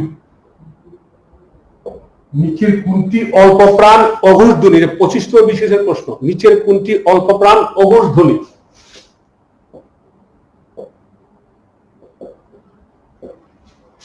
এগুলো উত্তর নয়, উত্তর নয়, এগুলো সিরিয়াল দিয়েছেন, সিরিয়াল, উত্তর নয়। তাহলে উত্তর ছিল এই দেখো, উত্তর ছিল চোখ। এবার এই জাতীয় প্রশ্নের উত্তর বের করার ফলে একটা টেকনিক আছে। তুমি যদি পরীক্ষার হলে গিয়া নিচের কোনটি অল্প প্রাণ অঘোষ, অল্প প্রাণ অঘোষ দুটাকে একসাথে খুঁজো, একটাও খুঁজে পাবে না, সময় চলে যাবে। একটা একটা করে বের করতে হবে। নিচের কোনটি অল্প প্রাণ, এখানে থেমে যাও। ও অল্প প্রাণ বিজোড় সংখ্যা, ঝটপট একটু তাকে দেখে নাও। পাইতে পারো 1, পাইতে পারো 3, পেতে পারো 5। 1, 3, 5 থাকতে পারে, সময় লাগবে না। আগে থেকে তথ্য মাথায় থাকলে সময় মুঠেই লাগবে না, দেখলেই হবে। নিচের কোনটি অল্প প্রাণ, এরপরে আসবে না, টাকাবানের পরে ওই অল্প প্রাণ বিজোড় সংখ্যা। ও পাইছি 1, 3, 5। হ্যাঁ, তার মধ্যে কি বলছে দেখো, অঘোষ। ও আচ্ছা আচ্ছা, অঘোষ তো ঘুষ খায় না, যারা ঘুষ খায় না প্রথম আর দ্বিতীয়। তাহলে প্রথম না, সে বিজোড় সংখ্যাও এবং সে প্রথম বর্ণ। এই উত্তর ছিল। আমাকে বলো তো, তোমাদের পরীক্ষায় প্রশ্ন এলো নিচের কোনটি মহাপ্রাণ ঘোষ ধ্বনি? কি করবা বলো? উত্তর দিতে পারবা? নিচের কোনটি মহাপ্রাণ ঘোষ ধ্বনি? নিচের কোনটি মহাপ্রাণ ঘোষ ধ্বনি? এবার বের করবা নিচের কোনটি মহাপ্রাণ। ও আচ্ছা, মহাপ্রাণ তো জোড় সংখ্যা, তো 2 আর 4 থাকতে পারে। ঘুষ, ও ঘুষ খায় তো 3, 4, 5। আরে 3, 4, 5 যে থাকতে পারে। আমাকে বলো ব্যাপারটা কি প্রশ্ন হচ্ছে কিনা?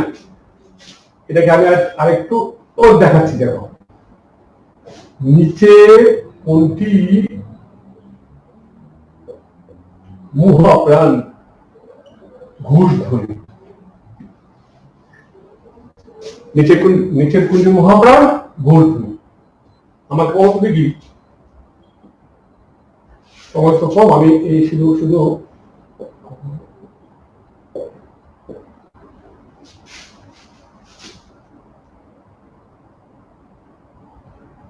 নিচের কোনটি মহাপ্রাণ ঘোষ ধ্বনি? উত্তরটা বড় দেখি, উত্তরটা কোথায় থাকবে? এখানে উত্তরটা থাকবে এই যে 1, 2, 3, 4, 5টার যে কোনো একটা বর্ণের মধ্যে। আবার দেখো, নিচের কোনটি মহাপ্রাণ ঘোষ ধ্বনি? প্রথমে মহাপ্রাণ। ও আচ্ছা আচ্ছা, মহাপ্রাণ তো যারা জোড় সংখ্যা, মহাপ্রাণ তো জোড় সংখ্যা। তাহলে 2 আর 4, 1, 2, 3, 4, 4-এর মধ্যে পড়ছে। ও তারপরে কি বলছে? ঘুষ। আচ্ছা, ঘুষ খায়, ঘুষ খায় 3, 4, 5। তাহলে দেখো 3, 4, 5 এই 3টে 5 ঘুষ খায়। তাহলে এই সিরিয়ালের এই ঘ ঝ ধ ধ ভ এই সিরিয়ালের 5টা বর্ণের যে কোনো একটা হবে। বলো কথাটা পরিষ্কার কিনা? তাহলে আমি আশা করি অল্প প্রাণ, মহাপ্রাণ, ঘুষ, অঘুষ পরিষ্কার হয়েছে, তোমরা বের করতে পারবে। বলো ঘুষ খায় কে? 3, 4, 5। ঘুষ খায় না কে? 1, 2। বলো জোর আছে কার?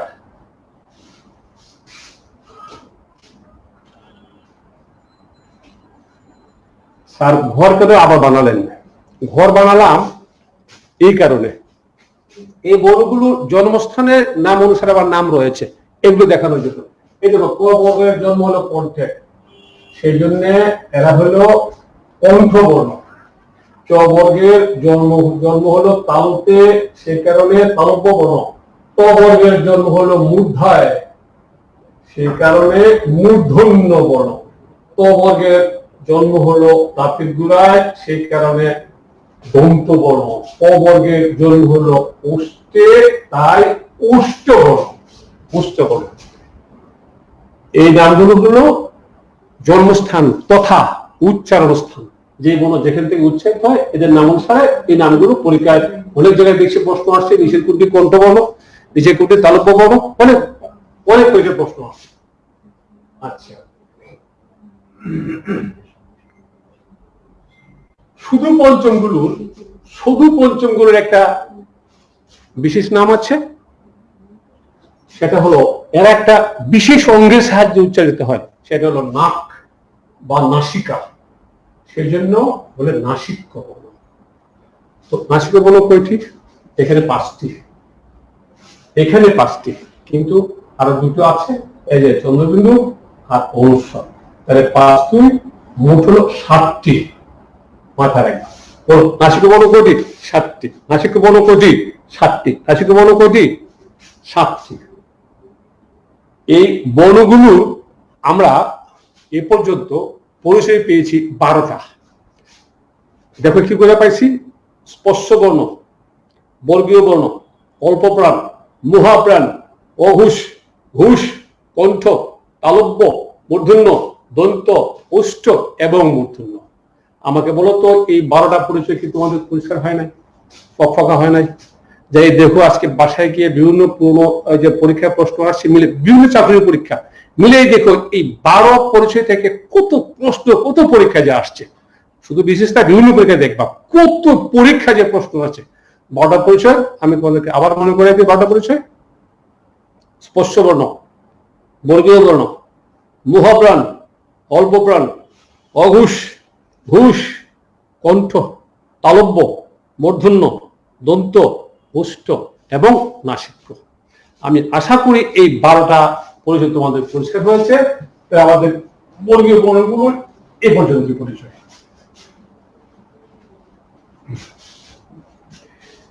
এরপরে চলো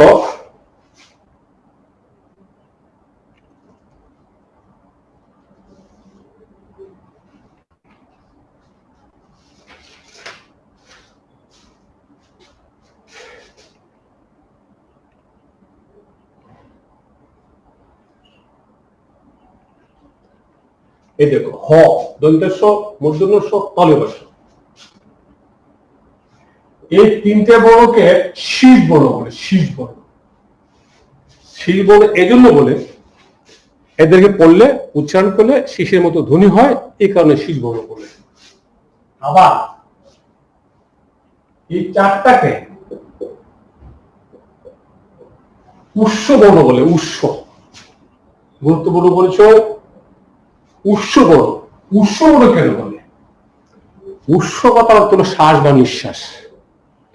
ব্যঞ্জন বর্ণ উচ্চারণের একটি স্বাভাবিক বৈশিষ্ট্য হলো, বর্ণটি উচ্চারিত হলে তার শেষের উচ্চারণটা ব্যঞ্জনান্ত, অর্থাৎ উচ্চারণটা কাট হয়ে যায়, কাটক, কাটক হয়ে যায়। কি করে হয়ে যায়? এখানে দেখো, শব্দ কাক, কাক বলে কি ককে তুমি লম্বা করতে পারবে, টানতে পারবে না? তোমার শ্বাসটা এখানে বন্ধ হয়ে যাবে, কাক শেষ হয়ে গেল। মগর, এই 4টি বর্ণকে তুমি যখন উচ্চারণ করবে, তখন তোমার শ্বাস কোনোদিন কাট হবে না। যতক্ষণ থাকবে শ্বাস, ততক্ষণ তুমি টেনে লম্বা করতে পারো। কিরকম? দেখো, বলো তো এটা কি লিখেছি? এটা লিখেছি, দেখো তো, ইস বন্ধ করতে পারবে শ্বাস? না, সুযোগ দিয়ে বন্ধ করা। বলো তো, এরা কি লিখেছি? লিখেছি উ, উ না, এটা উ হু হু হু হু হু হু হু। যতক্ষণ শ্বাস থাকবে তোমার, তুমি ততক্ষণ টেনে যেতে পারবে। অন্য কোন বর্ণ এইভাবে তুমি টেনে যেতে পারবে না। তাহলে আমাকে বলো, উৎস বর্ণ কেন বলে? উৎস মানে নিঃশ্বাস, উৎস মানে শ্বাস। বলো, শ্বাস বা নিঃশ্বাস মানে কি? যে বর্ণের উচ্চারণে শ্বাসটা কাটক হয় না, যতক্ষণ খুশি ততক্ষণ রাখা যায়, টেনে যাওয়া যায়, এদেরকে বলে উৎস বর্ণ। 4টা। শীষ বর্ণ 3টা, উৎস বর্ণ 4টা। শীষ বর্ণ 3টা, উৎস বর্ণ 4টা। এবার দেখো, এই যে ঘরের ভিতরে একটা বর্ণ দেখতে পাচ্ছ, কাকে দেখতে পাচ্ছ ঘরের ভিতরে? হ।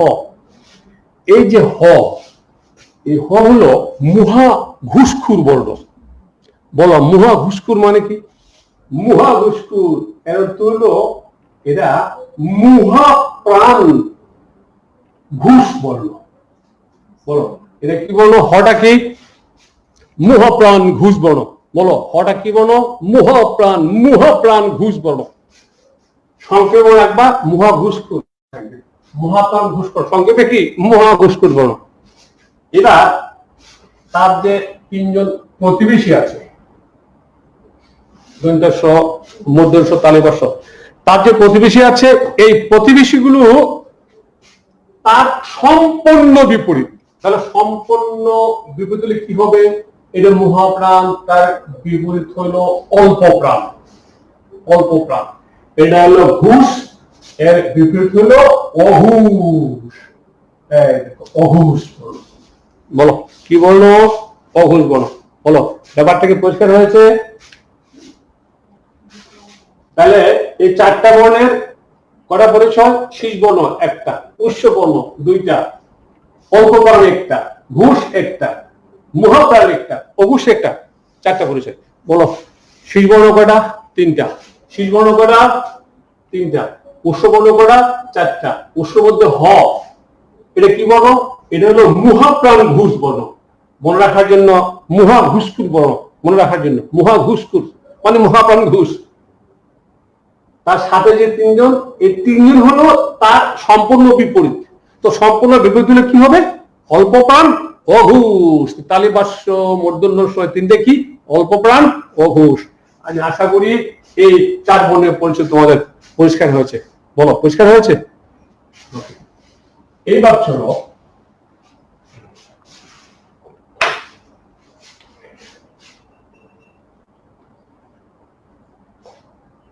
এই চারটা বর্ণ, এই চারটা বর্ণকে বলে অন্তস্থ বর্ণ। অন্তস্থ বর্ণ কেন বলে অন্তস্থ বর্ণ? অন্তস্থ মানে মাঝামাঝি। অন্তস্থ মানে কি? মাঝামাঝি। কার মাঝামাঝি? কিসের মাঝামাঝি? এই যে আমরা আগে বর্গীয় বর্ণ পড়েছি আর উৎস বর্ণ পড়েছি, এই এর আগে বর্গীয় বর্ণ আর উৎস বর্ণ, বর্গীয় বর্ণ আর উৎস বর্ণ, এই দুই বর্ণের মাঝামাঝি থেকে এরা উচ্চারিত হয় বলে এদের নাম হইল অন্তস্থ বর্ণ। মাঝামাঝি কোন স্থান, কার কোন স্থান, সেই হিসাবে এদের আবার ইন্ডিভিজুয়ালি বা স্বতন্ত্র পরিচয় আছে। সেটা কি? দেখো, ল, এটাকে বলে পার্শ্বিক বর্ণ। পার্শ্বিক, এই তথ্যগুলো খুবই গুরুত্বপূর্ণ, মাথায় রেখো। বিভিন্ন পরীক্ষা দেখছি, বিভিন্ন পরীক্ষা আসতে দেখেছি। পার্শ্বিক বর্ণ হলো, লটা কি? পার্শ্বিক। ল হলো কম্পনজাত। পার্শ্বিক বলে এই কারণে, ল বললে জিহ্বার অগ্রভাগ দাঁতের গোড়ায় লাগে আর দুই পাশ নির্গত হয়ে যায়, এই জন্য বলে পার্শ্বিক। রকে বলে কম্পনজাত, তার কারণ হলো এর উচ্চারণে জিহ্বার অগ্রভাগে মৃদু কম্পনের সৃষ্টি হয়। যেমন চানা চোর, এই যে চোর, এই যে মৃদু কম্পনের সৃষ্টি হয়, সেই কারণে একে কম্পনজাত বর্ণ বলে। বর এমন কোন পরিচয় নাই। কেন নাই? তার উত্তরটা এরপরে আমরা পাবো। অন্তস্থজ এটাকে বলে তালব্য বর্ণ। তালব্য খুবই গুরুত্বপূর্ণ। দেখো, বইয়ের মধ্যে সবগুলো জিনিস তোমরা একত্রে খুঁজে খুঁজে বের করে পড়া খুবই কঠিন, খুবই কঠিন।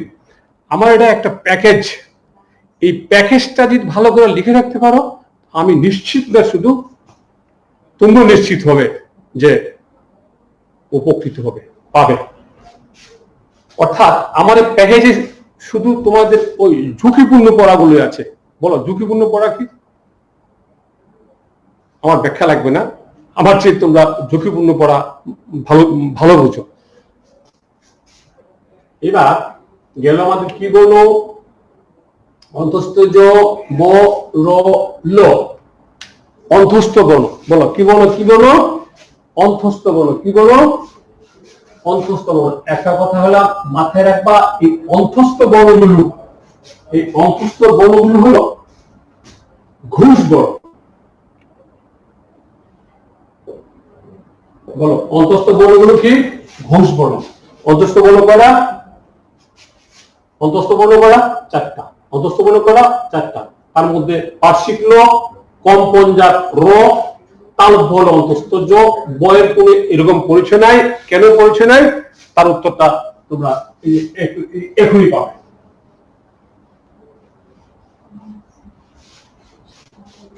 এবার দেখো, অন্তস্থ জ আর ব,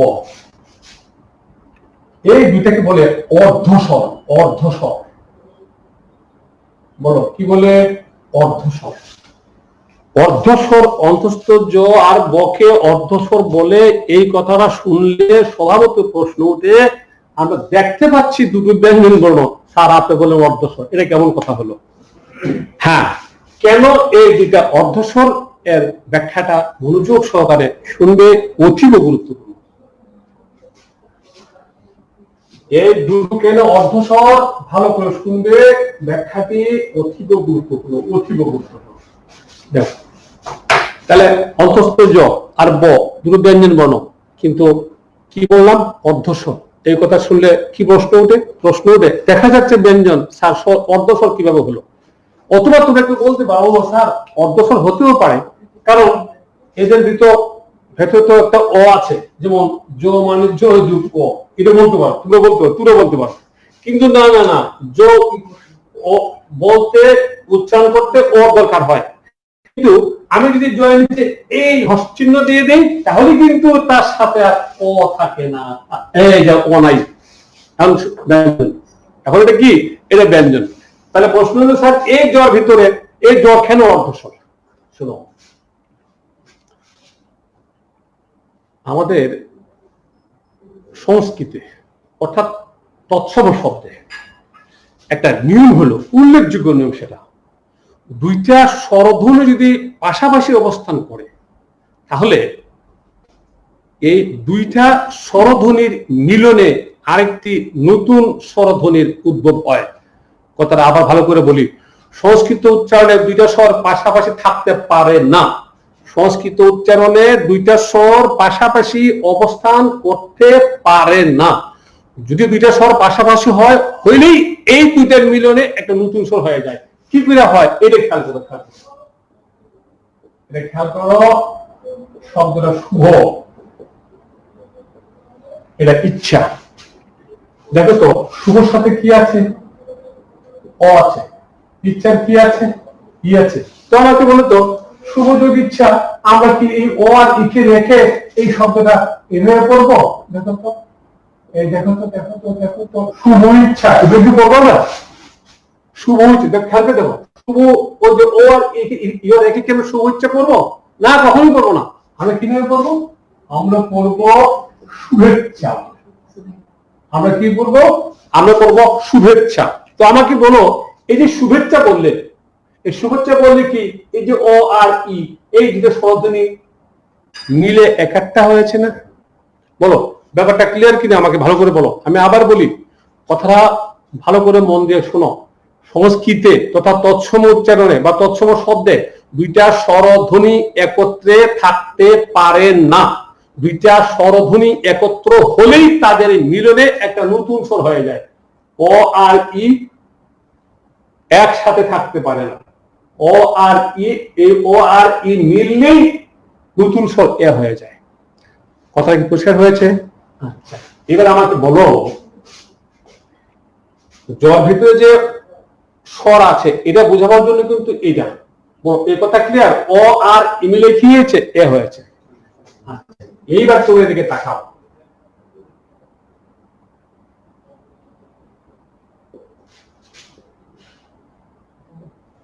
খুবই গুরুত্বপূর্ণ কথা, তো তাকাও ভালো করে মন দিয়ে দেখো, ভালো করে মন দিয়ে দেখো। বই পড়ে এগুলো বোঝা যায় না, বোঝা যাবে না।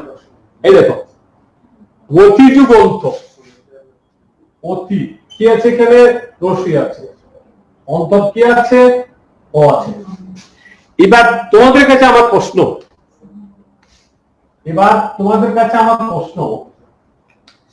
এই দেখো এখানে ও ই মিলে এ হয়েছিল, খেয়াল করো, ও ই মিলে কি হয়েছিল? এ হয়েছিল। তাহলে আমাকে বলো তো, এখানে যে ই আর ও আছে, এই ই আর ও মিলে কি হবে? বলতে পারবে কি? পারবে না। বলো ই ও মিলে কি হবে? পারবে না। বললে আমি শোনো, এই ই আর ও, অর্থাৎ এই যে উচ্চারণটি, এই ই আর ও মিলে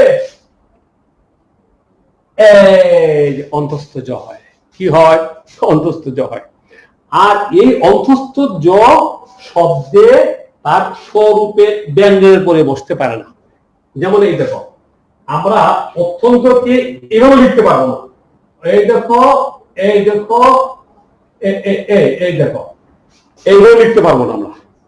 মাথায় রাখবা, ব্যঞ্জনের পরে জ স্বরূপে তার নিজের শরীর নিয়ে বসতে পারে না, সে ফলা হয়ে যায়।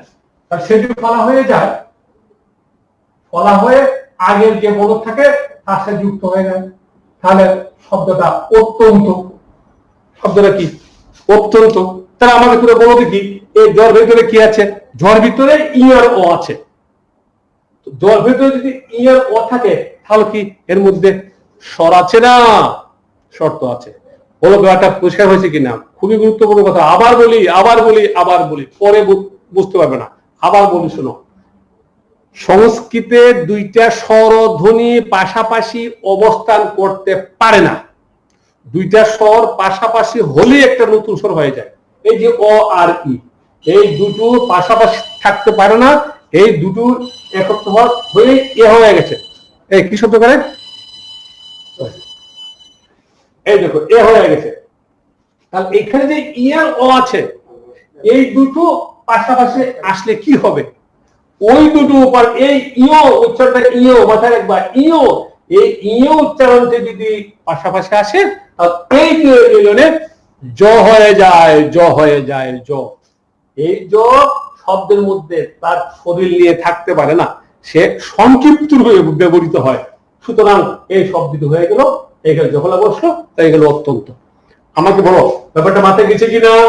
তাহলে জ্বর ভিতরে যে ও আছে, স্বরধ্বনি আছে, ব্যাপারটা পরিষ্কার? আমাকে বলো তো জ্বর ভেতরে কি আছে? ইও আছে। আবার বলো জ বর্ণের ভেতরে কি আছে? ই আর ও আছে, ইও আছে। বলো জ্বর ভেতরে কি আছে? ই আর ও আছে, ইও আছে, ইও আছে, ইও আছে। এই কথা মাথায় রেখো, খুবই খুবই খুবই গুরুত্বপূর্ণ কথা। বলো জ্বর ভেতরে কি আছে? ই আর ও আছে। জ কি ব্যঞ্জনের পরে জ হিসেবে বসতে পারে? না, পারে না। ব্যঞ্জনের পরে ওই জ কি হয়ে যায়? ফলা হয়ে যায়। তাহলে দেখতে পেলে জ্বর ভেতরে যে ই আর ও আছে। এইবার আমি দেখাবো বর ভেতরে কি করে ব্যঞ্জন স্বরধ্বনি আছে। বর ভেতরে কি করে স্বরধ্বনি আছে এবার সেটা দেখাই। দেখো ভালো করে খেয়াল করো, ভালো করে খেয়াল করো।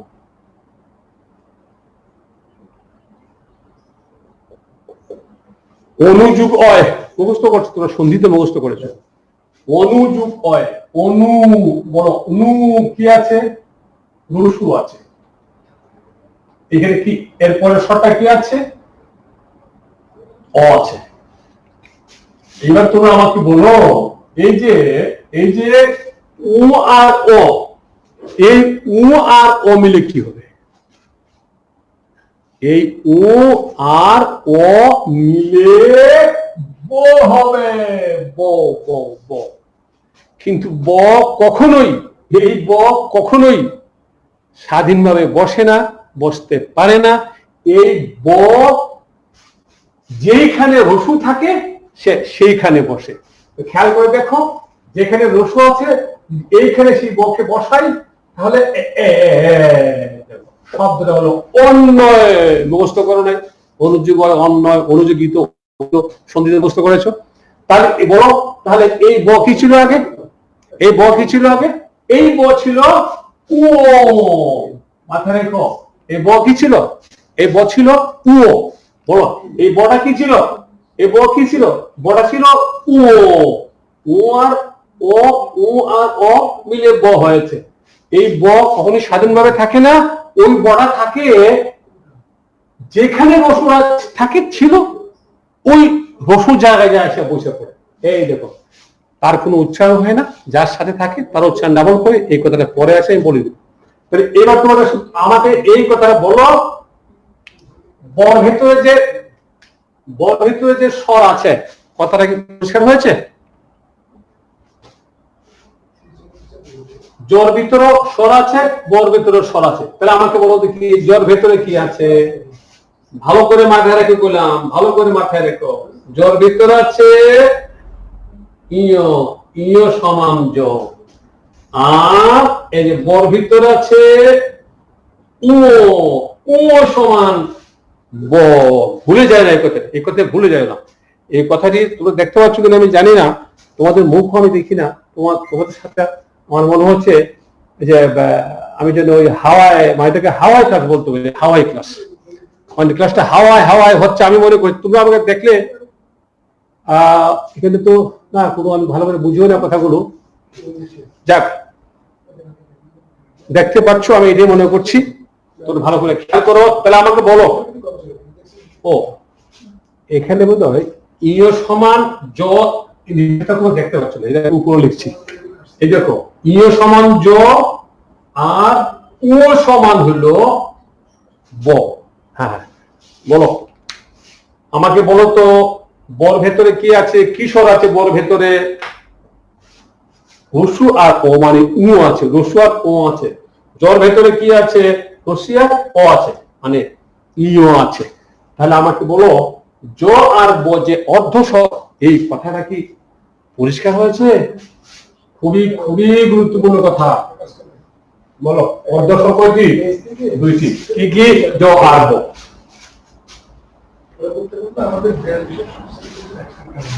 বলো জ আর ব এই দুইটা কিশোর অর্ধস্বর, আসতে পারে পরীক্ষায়।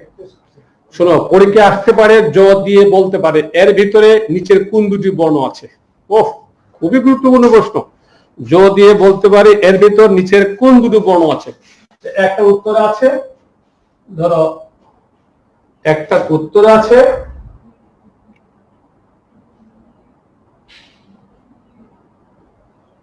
ও, একটা উত্তর আছে ইও, আরো ইত্যাদি থাকলো। আমাকে বলো তো দেখি, জর ভেতরে যে ইও আছে এটা কি না জানলে কারো পক্ষে পারা সম্ভব? কথা ক্লিয়ার কিনা? জর ভেতরে যে ইও আছে জানা না থাকলে কারো পক্ষে কি এর উত্তরটা করা সম্ভব? ইটস ইম্পসিবল, করা সম্ভব নয়। বলো, কথা পরিষ্কার? গেল আমাদের অর্ধস্বর। বলো অর্ধস্বর গেল আমাদের কি? গেল আমাদের অর্ধস্বর। গুড গুড, গেল অর্ধস্বর। এরপরে আসো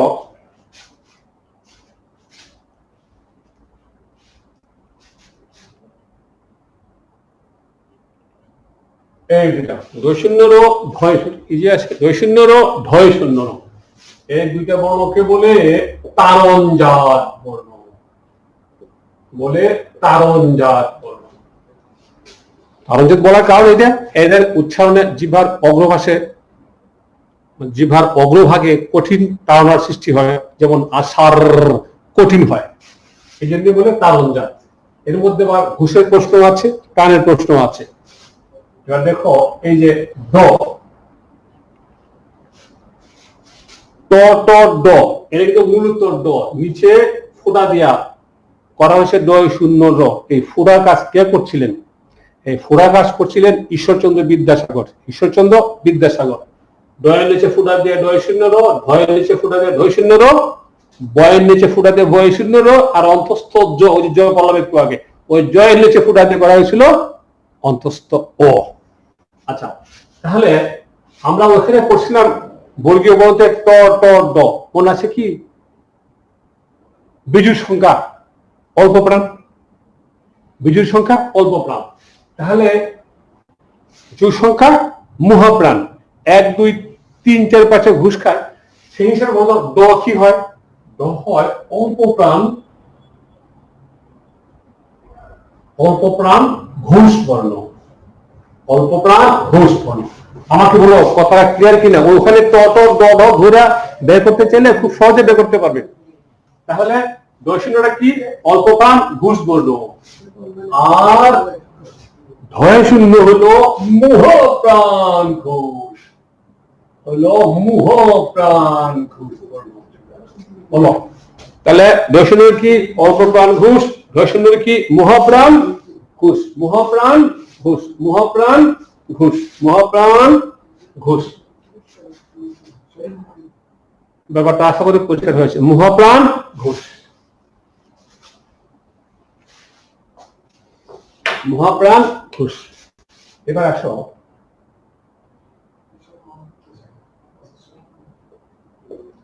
এই তিনটে বর্ণকে পরাশ্রী বর্ণ বলে।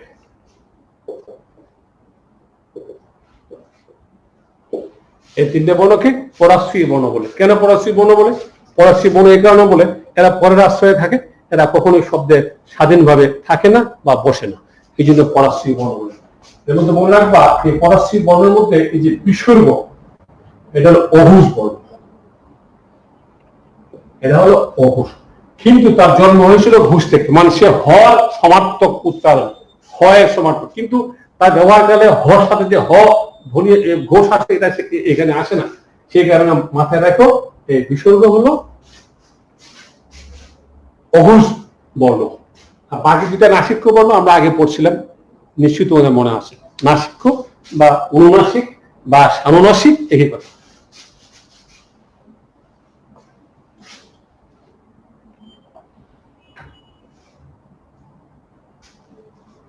এবার আমরা দেখব মাত্রা, দেখবো আমরা মাত্রা। মনে আছে স্বরবর্ণের মাত্রা পড়েছিলাম, এখন আবার স্বর ব্যঞ্জন দুটোকে আমরা একত্র করে দেখব, স্বর ব্যঞ্জন একত্র করে দেখব। দেখো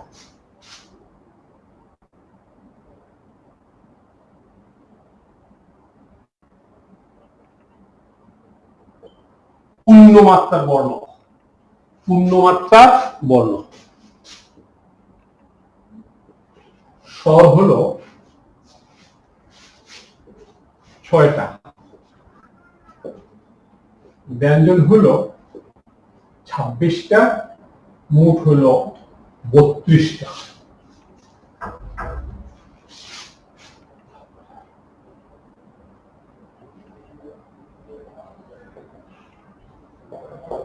অর্ধমাত্রার বর্ণ,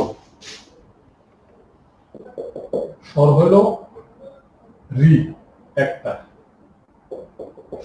ব্যঞ্জন হলো খ, গ, ঠ, ধ, অ, তালিবাস্ত। 1 2 3 4 5 7, 7টা। স্বর হলো একটা, ব্যঞ্জন হলো 7টা, মোট হলো 8টা। তাহলে অর্ধমাত্রার স্বর হলো একটা, ব্যঞ্জন হলো 7টা, মোট হলো 8টা। তোর বোধহয় আমি উপরটা মুছে দিলাম, আশা করি লিখছো তোমরা, আশা করি লিখছো, তাহলে উপরটা মুছে দিলাম।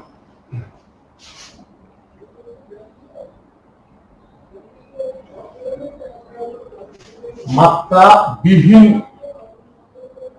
বর্ণ, মাত্রাবিহীন বর্ণ, মাত্রাবিহীন বর্ণ স্বর হলো এ, ওই, ও, 4টা।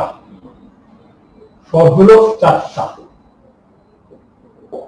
ব্যঞ্জন হলো ও, ইয়, অনুস্বর, বিসর্গ, চন্দ্রবিন্দু, খণ্ডত্ব, 6টা, মোট হলো 10টা। মাত্রা ব্যাপারটা খেয়াল রেখো, তোমরা কিন্তু গণভাবে 32টা 8টা 10টা মুখস্থ করে বসে আছো, ঝুঁকি আছে এই মুখস্থের মধ্যে। অবশ্যই ইন্ডিভিজুয়ালি মনে রাখতে হবে কয়টা স্বর কয়টা ব্যঞ্জন, অবশ্যই মনে রাখতে হবে ইন্ডিভিজুয়ালি কয়টা স্বর কয়টা বর্ণ। তাহলে স্বর হলো পূর্ণমাত্রা 6টা, ব্যঞ্জন হলো 26টা, স্বর ব্যঞ্জন মিলিয়ে 32টা। অর্ধমাত্রার স্বর হলো একটা, ব্যঞ্জন হলো 7টা, মিলিয়ে হলো 8টা। মাত্রাবিহীন স্বর হলো 4টা, ব্যঞ্জন হলো 6টা, মোট হলো 10টা। বলো ব্যাপারটা কি পরিষ্কার আছে? পরিষ্কার হয়েছে? ফকফকা গেল আমাদের মাত্রা, গেল আমাদের মাত্রা।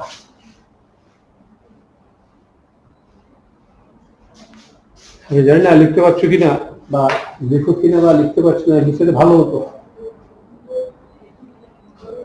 গেল আমাদের মাত্রা।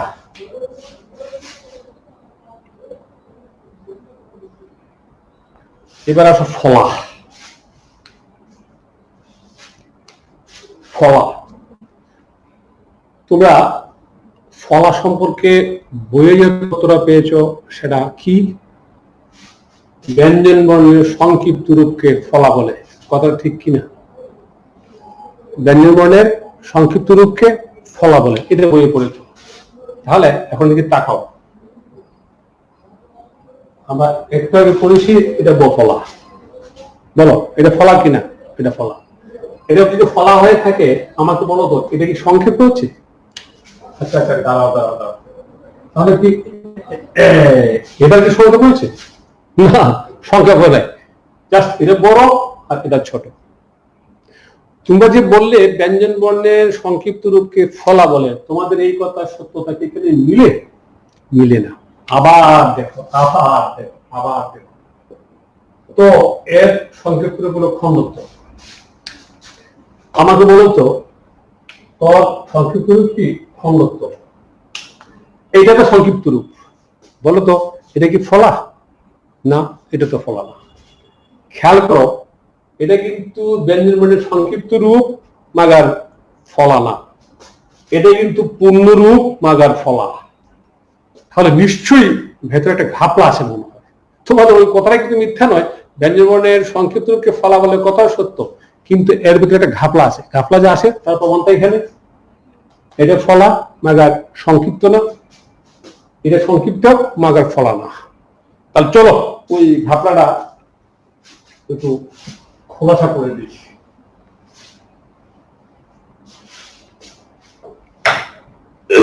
শুনো,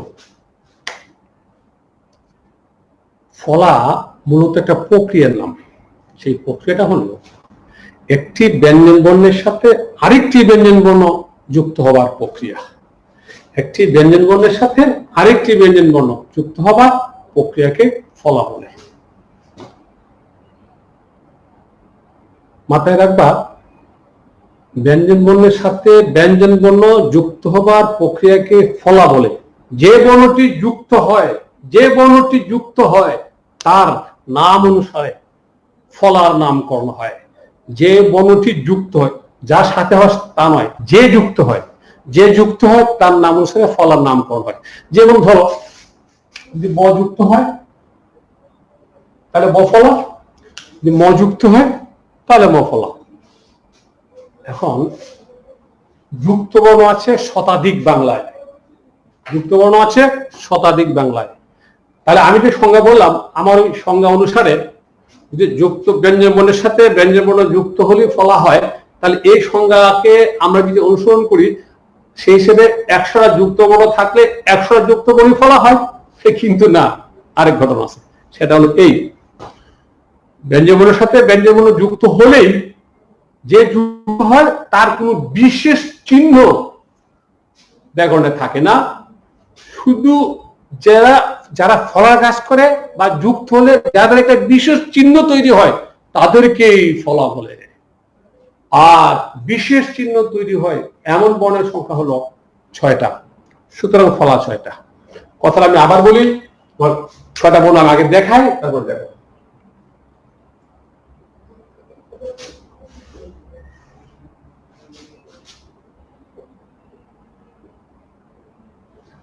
কথাটা আমি আবার বলি, কথা মন দিয়ে শোনো। যুক্ত বর্ণ হলেই ফলা না, যে যুক্ত হওয়ার পরে তার একটা বিশেষ চিহ্ন ব্যাকরণ কর্তৃক স্বীকৃত হয় সেই ফলা।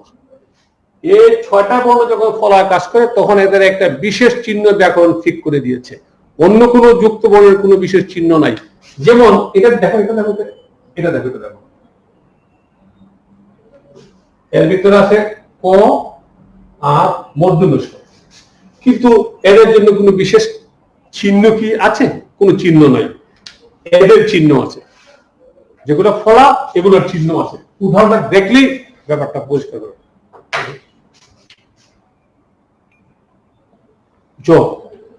যখন ফলা কাজ করে অর্থাৎ ফলা হিসেবে ব্যবহৃত হয় তখন তার চিহ্নটা হয় এরকম। একটা উদাহরণ, ব্যবসা। ব যখন ফলার কাজ করে তখন তার কোনো চিহ্ন নাই। প্রশ্ন হলো কেন নাই? নাই এই কারণে বফলার কোনো উচ্চারণই নেই। যার উচ্চারণ নাই তার এরকম চিহ্ন আসার তো প্রশ্ন উঠে না। আশা করি কথাটা পরিষ্কার হয়েছে। বফলার কোনো চিহ্ন নাই, কেন নাই? বফলার উচ্চারণ নাই। এই নিয়ে পরে আমি আরো কথা বলে দিব।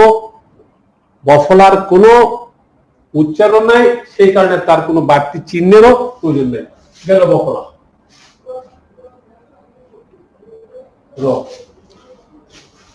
র যখন ফলার কাজ করে তার একটা বিশেষ চিহ্ন আছে, এই যে এরকম। একটা এর একটা উদাহরণ দিয়ে দিচ্ছি, যেমন এই দেখো যে স্বল্প র যখন ফলার কাজ করে তার একটা চিহ্ন, একটা উদাহরণ দেখো ব্রহ্ম, উদাহরণ ব্রহ্ম। ল ল যখন ফলার কাজ করে তখন তার উদাহরণটা হয় এই তার চিহ্নটা এরকম এরকম, অর্থাৎ এদিকে দেখো এটাই তো ল। ল যখন ফলার কাজ করে তখন তার মাত্রাও থাকে না, পাশের এই দামটাও থাকে না, তাহলে এই নাপটুকু থাকে। এবার উদাহরণ দেখো, যেমন ক্লান্ত, যেমন ক্লান্ত, এরকম এরকম না, এরকম এরকম ক্লান্ত। বলো কথাটা কি পরিষ্কার হয়েছে? দেখতে পাচ্ছ কিনা, দেখতে পাচ্ছ কিনা? এরপরে মনে হয় দেখতে পাচ্ছ না, আমি উপরে দেখি।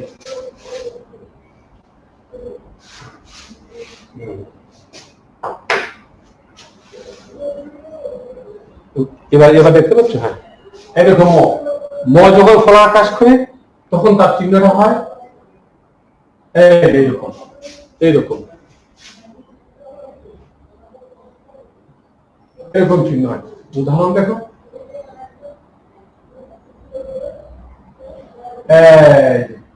আত্মা, উদাহরণটা হলো আত্মা, আত্মীয়, অনেক অনেক আছে। দন্তন্য, দন্তন্য যখন ফলার কাজ করে তখন তার চিহ্নটা হয় এইরকম। বুঝতে পারছো না? দেখো দেখো দেখো দেখো,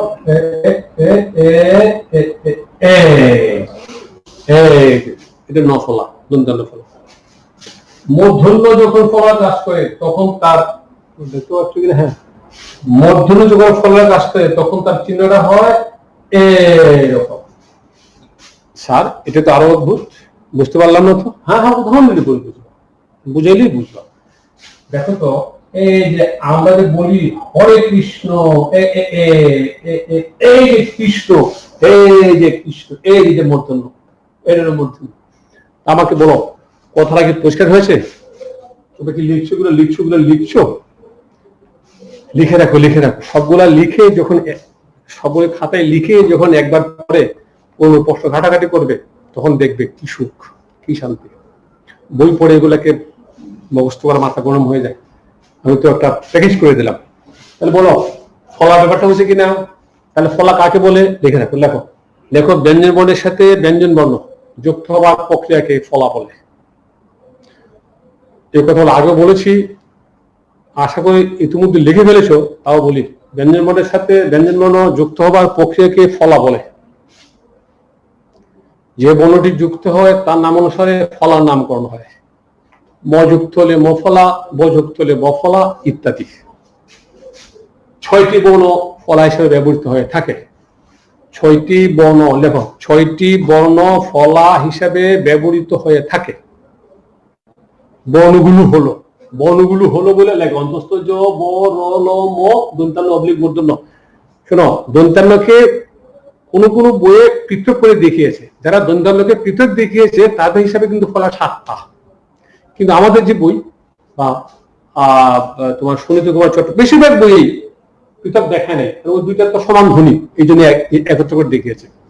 আচ্ছা, আমরা দুটোর সমান ধ্বনি যে একটু আগে প্রবন্ধ পেয়েছিলাম, দেখছিলাম আমরা, মনে আছে কিনা তোমাদের? আচ্ছা বলো তাহলে, আমাকে বলো দেখি ফলা কয়টি? ফলা 6টি। ফলা কয়টি? 6টি। যারা 7টি লিখেছে তাদের মত সব জায়গায় গৃহীত না, 6টি গৃহীত। তোমার তোমার এই যে ডক্টর সুকুমার সেন, তারপর আমাদের ডক্টর যে সুনীতি কুমার চট্টোপাধ্যায়, তারপর ওই যে ডক্টর অনেক বেশিরভাগ বইয়েই, বেশিরভাগ বইয়াগণিকই ফলা 6টা বলেছেন, 2-1 জনে লিখেছেন 7টা। বাদ। আজকে বলো, তাহলে আমাকে বলো ব্যাপারটা পরিষ্কার হয়েছে? এইবার নিচে দুটা নোট লিখবা, নোট মুছে দিলাম, নিচে দুটা নোট লিখবেন, নোট।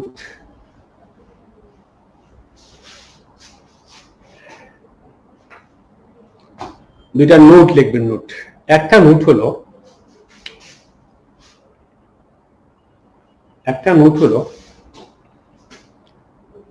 রফলা যখন, লেখো প্লিজ, লেখো লেখো লেখো, রফলা যখন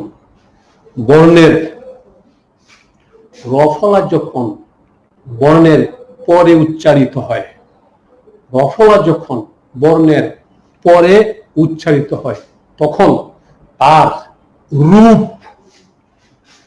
রফলা যখন বর্ণের পরে উচ্চারিত হয় তখন তার রূপ অক্ষুণ্ণ থাকে। রফলা যখন বর্ণের পরে উচ্চারিত হয় তার রূপ অক্ষুণ্ণ থাকে এবং অবস্থান হয় আশ্রিত বর্ণের নিচে। দেখো, এবং অবস্থান হয় আশ্রিত বর্ণের নিচে। কথাটা আমি আবার বলি, রফলা যে বর্ণের সাথে থাকে, রফলা যে বর্ণের সাথে থাকে অর্থাৎ আশ্রিত বর্ণের পরে উচ্চারিত হয় এবং তার অবস্থাটা, তার চেহারাটা অক্ষুণ্ণ থাকে আর অবস্থান হয় নিচে। উদাহরণ দেখো, উদাহরণ দেখো না, কথাটা উদাহরণের দিকে তাকিয়ে থেকে আবার শোনো। রফলা যে বর্ণের সাথে থাকে সেই বর্ণের উচ্চারণ পরে হলে তার চেহারাটা অক্ষুণ্ণ থাকে, অবিকৃত থাকে। এই দেখো, যেমন বয় রফলা, এই যে বয় রফলা, এর ভিতরে আছে ব আর র। কথাটা মাথায় গেছে কিনা দেখো, ভালো করে দেখো। রফলা যে বর্ণে আশ্রয় থাকে তার উচ্চারণ হয় পরে আর তার চেহারা থাকে অবিকৃত অক্ষুণ্ণ, অবস্থান হয় আশ্রিত বর্ণের নিচে। পক্ষান্তরে রফলা যে বর্ণের সাথে থাকে বা যে বর্ণের আশ্রয়ে ব্যবহৃত হয় তার উচ্চারণ যদি আশ্রিত বর্ণের আগে হয়ে যায়, যেমন পরে যদি আগে হয়ে যায় তাহলে সে রেফের আকার ধারণ করে ওই বর্ণের মাথায় অবস্থান করে, রেফের আকার ধারণ করে ওই বর্ণের মাথায় অবস্থান করে। উদাহরণ দেখো, যেমন ধরো সর্ব, এখানে যে বয়রের, এই বয়রের কথার অর্থ হলো স্বর। দেখো, এই বয়রের কথা হলো র যু ব। বলো কথা ঠিক কিনা? ব্র হলো ব যুগ র, এখানে বয়রের স্বর ব, র যুগ ব। আমাকে বলো ব্যাপারটা পরিষ্কার হয়েছে? গুরুত্বপূর্ণ কথা আবার মনে করে দিচ্ছি। রফলা যে বর্ণের আশ্রয়ে থাকে উচ্চারণ যদি তার পরে হয়, সাধারণত উচ্চারণটা পরই হয়, সেক্ষেত্রে তার চেহারা, তার আকৃতি, তার রূপ যেমনটা তেমনই থাকে, এই যে রফলা তেমনটাই থাকে। কিন্তু যদি এই রফলা আশ্রিত বর্ণের পূর্বে বা আগে উচ্চারিত হয়ে যায় তাহলে তার চেহারা বদলে গিয়ে রেফার আকার ধারণ করে এবং সে বর্ণের মাথায় চলে যায়। তাহলে দেখো, বয়রেফ মানে র যুগ ব। বলো কথা কি পরিষ্কার হয়েছে? রফলা উচ্চারণ কোথায় হয়? বর্ণের পরে হয়, আবার বর্ণের আগেও হতে পারে। পরে যদি হয় তার চেহারা অক্ষুণ্ণ থাকে, অবস্থান বর্ণের নিচে থাকে। আগে যদি হয় চেহারা বদলে যায়, বদলে গিয়ে রেফের আকার ধারণ করে আর অবস্থানটা আশ্রিত বর্ণের মাথায় চলে যায়। উদাহরণ দেওয়া আছে, আশা করি সেটা পরিষ্কার হয়েছে। এই একটা নোট, বফলার একটা নোট আছে,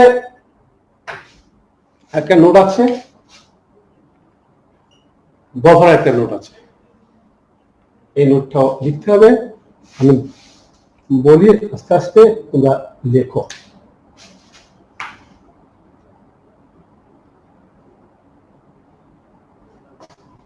ও ফাইন, ঠিক আছে, ক্লিয়ার। অনেকে বলছে স্যার ক্লিয়ার আছে, গুড। ওদের কেমন লাগছে আমি বুঝতে পারি না। হ্যাঁ, ক্লিয়ার স্যার, থ্যাংক ইউ। আমি থ্যাংক ইউ দিচ্ছি। যাই হোক, তোমাদেরকে যদি আমি দেখতে পারতাম, তোমাদের চেহারা আমার দৃষ্টিগোচর হইতো, আহা আমি যে কি সুখ পাইতাম। ঠিক আছে, এই অবস্থা, এই পরিস্থিতি আল্লাহ ঠিক করে দিলে আমি আশা করি তোমাদের চেহারা আবার দেখবো ইনশাআল্লাহ।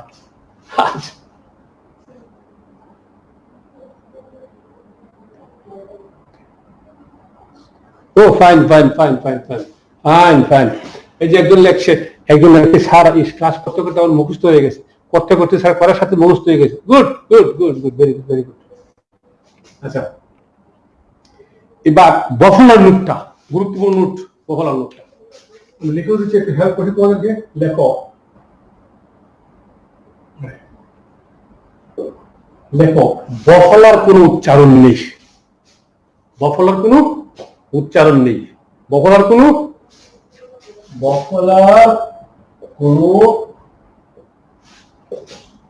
উচ্চারণ নেই।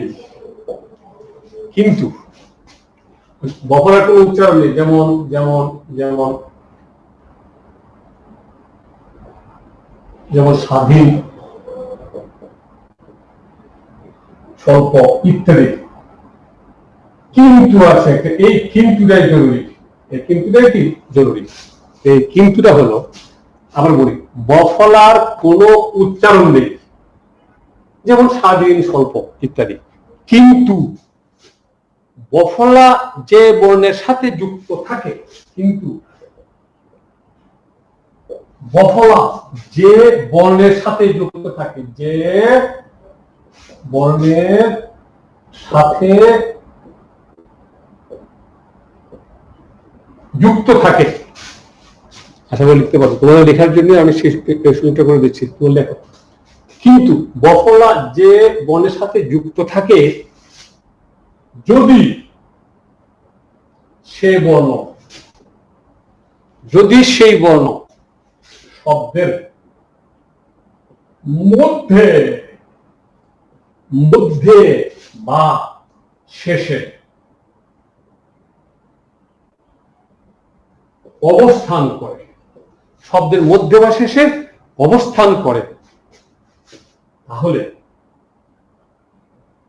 যে বর্ণের সাথে তাহলে যে বর্ণের সাথে বফলা যুক্ত থাকে, যে বর্ণের সাথে বফলা যুক্ত থাকে,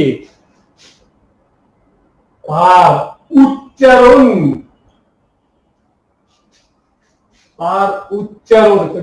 আরেকগুলো বসে দিলাম, তার উচ্চারণ ডাবল হয়। ডাবল কোনো আপত্তি নেই, লেখো তার উচ্চারণ ডাবল হয়। কথাটা আবার বলি, বফলার কোনো উচ্চারণ নেই, কিন্তু বফলাযুক্ত বর্ণের অবস্থান যদি শব্দের মধ্যে বা শেষে হয়, তাহলে যে বর্ণের সাথে বফলাটি যুক্ত থাকে তার উচ্চারণ ডাবল হয়। যেমন তার উচ্চারণ ডাবল হয়, যেমন দেখো,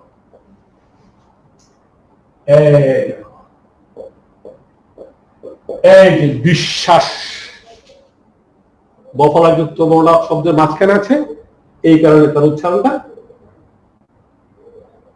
তার উচ্চারণ নাই, কিন্তু যার সাথে যুক্ত আছে তার উচ্চারণ ডাবল আছে। বিশ্বাস, বিশ্ব, বলো ব্যাপারটা মাথায় গেছে না গেছে না?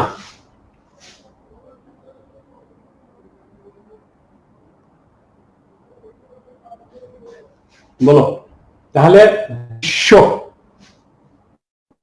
বিশ্বাস মাঝখানে আছে ডাবল হয়েছে, বিশ্ব শেষে আছে ডাবল হয়েছে।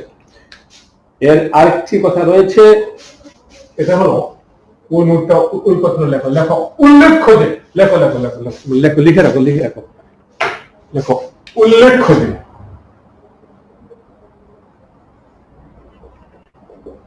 উল্লেখ্য যে বর্ণমালায় আরেকটি বর্ণ রয়েছে।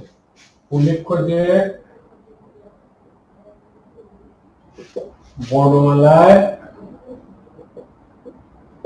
আরেকটি ব, সেটা হলো বর্গীয় ব।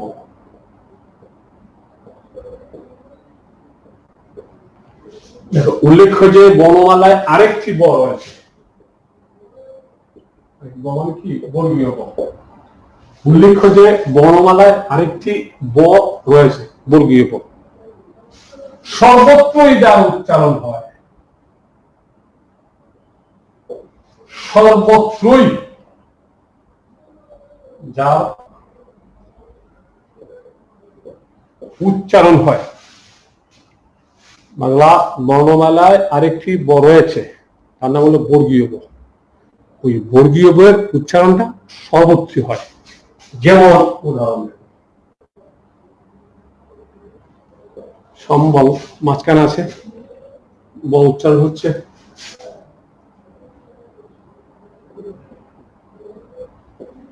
শেষে আছে বাল উচ্চারণ আছে, বল প্রথমে আছে উচ্চারণ আছে। তা আমাকে বলো কথাটা ফকা হয়েছে কিনা। আমি আবার বলছি কথাটা, আমি আবার বলছি, একটু ভালো করে লক্ষ্য করো। সেটা হলো আমাদের বর্ণমালায় দুটো ব আছে, একটা বর্গীয় ব, একটা অন্তস্থ ব। অন্তস্থ বর কথা আমি আগে অনেক বলেছি, তোমাদের নিশ্চয়ই বলতেছি ফলার ব যেটা। আর একটা ব আছে, এটা বর্গীয় ব, বর্গের মধ্যে আছে ক ক ব। ওই বয়ের সর্বত্র উচ্চারণ হবে, নিচে থাকুক বা মাঝখানে থাকুক, শেষে থাকুক, স্বাধীন থাকুক, উচ্চারণ হবে। তাহলে মনে রেখো দুইটা ব আছে আমাদের, একটা অন্তস্থ ব, একটা বর্গীয় ব। আমরা চিনব কি করে? অন্তস্থ ব বা ফলার ব, যেটা অন্তস্থ ব ওইটাই ফলার ব। তাহলে আমাকে বলো দুইটা ব আছে আমাদের, একটা অন্তস্থ ব, একটা ফলার ব। প্রশ্ন হলো ওই দুইটা বকে আমরা চিনব কি করে, বুঝবো কি করে? খুব সহজ পথ। যে বয়ের উচ্চারণ নেই, যে বয়ের উচ্চারণ নেই এটাই ফলার ব বা অন্তস্থ ব। যে বয়ের উচ্চারণ আছে এটা হলো বর্গীয় ব। কথা ক্লিয়ার? যে বয়ের উচ্চারণ নেই সেটা কি ব? ফলার ব। যে বয়ের উচ্চারণ আছে সেটা কি ব? বর্গীয় ব। আমি আশা করি এই দুয়ের বয়ের ব্যাপারটা, বর্গীয় ব ফলার ব, পরিষ্কার হচ্ছে।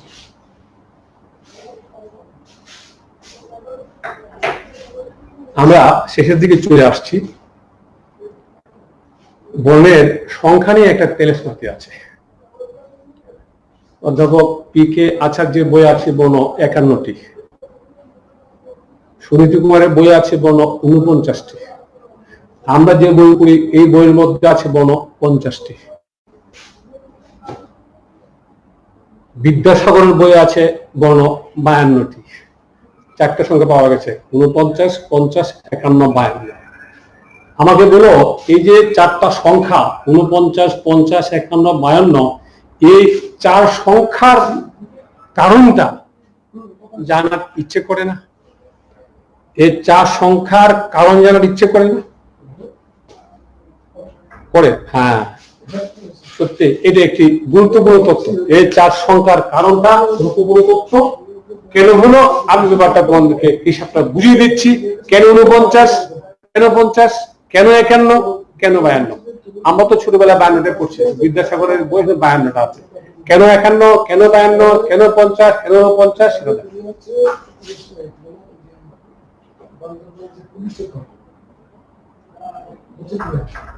সেটা সর্বন হলো আমাদের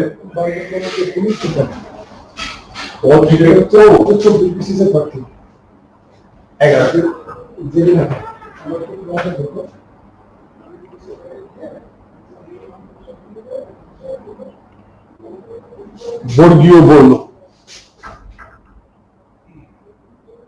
থেকে ম পর্যন্ত 25টা।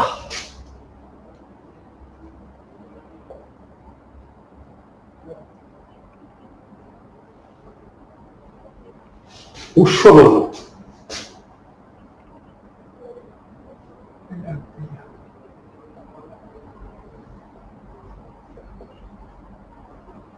4টা।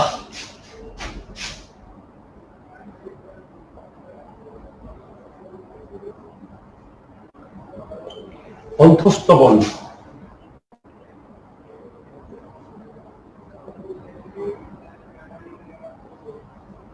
4টা।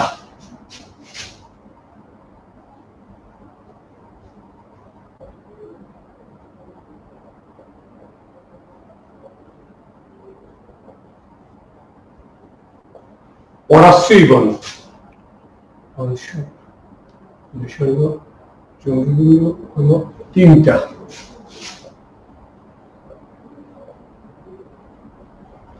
তারঞ্জক হলো 2টা।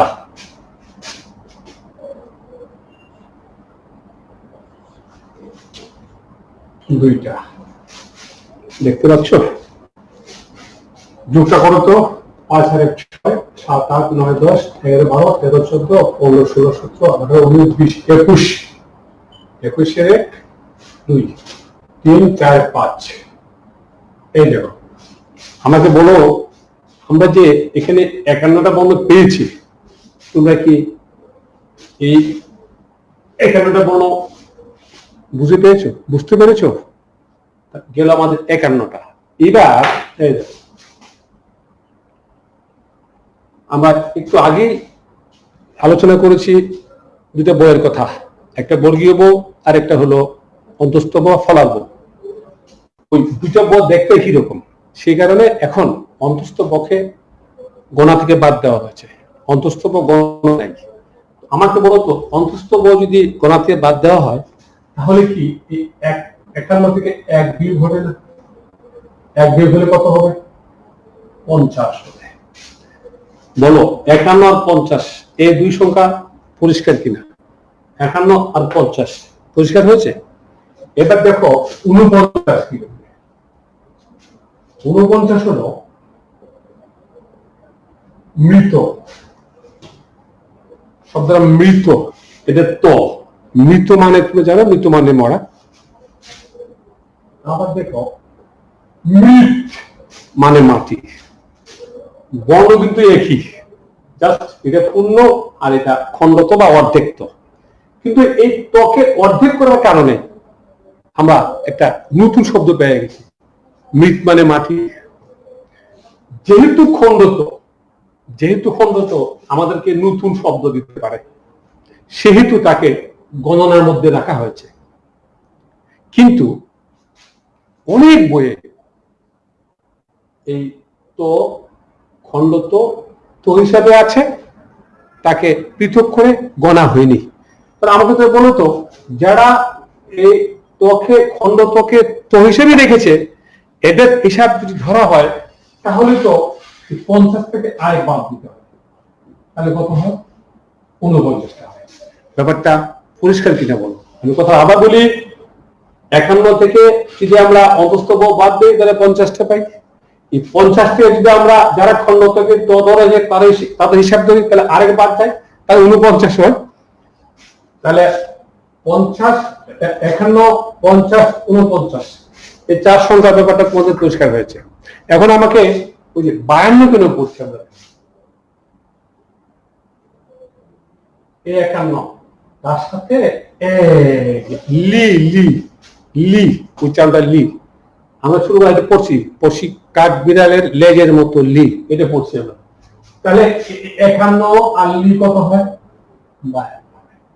তাহলে 52 51 50 49 এই 4 সংখ্যার ব্যাপারটা পরিষ্কার হয়েছে। এখন তোমাদের প্রশ্ন, স্যার পরীক্ষায় আমরা কি লিখবো? প্রশ্ন আসে এরকম, তোমরা 50টাই লিখবে, 50টি লিখবে। 50টি কেন লিখবে? 50টি কেন লিখবে? তোমাদের আমাদের সরকার কর্তৃক স্বীকৃত যে বই পাঠ্য, ওই যে 9th যে ব্যাকরণ বইটা, এর মধ্যে 50টি আছে, আর বই 50টি আছে। এখন 50টি তুমি লিখবে, কিন্তু ভালো ভালো বইয়ে, বড় বড় মানুষের বই, যে বললাম অধ্যাপক পি কে আচার্যের বই, সুনীতি কুমার চট্টোপাধ্যায়ের বই, আরো বই আছে, যেহেতু বিভিন্ন বইয়ে সংখ্যার পেরাসপাতিটা আছে, সেহেতু তুমি অন্য একটা বই বলে যখন দেখবে 51টা, তখন তোমার মনে প্রশ্ন জেগে যাবে, কিরি 51টা কেন, কিরি 49টা কেন? আর তো আজকে থেকে মনে প্রশ্ন জাগবে না, ব্যাপারটা পরিষ্কার হয়েছে। তাহলে আমাকে বলো দেখি, 51 49 50 52 4টা সংখ্যা পরিষ্কার? পরীক্ষায় লিখবা কয়টা? 50টা। লিখবা কয়টা? 50টা।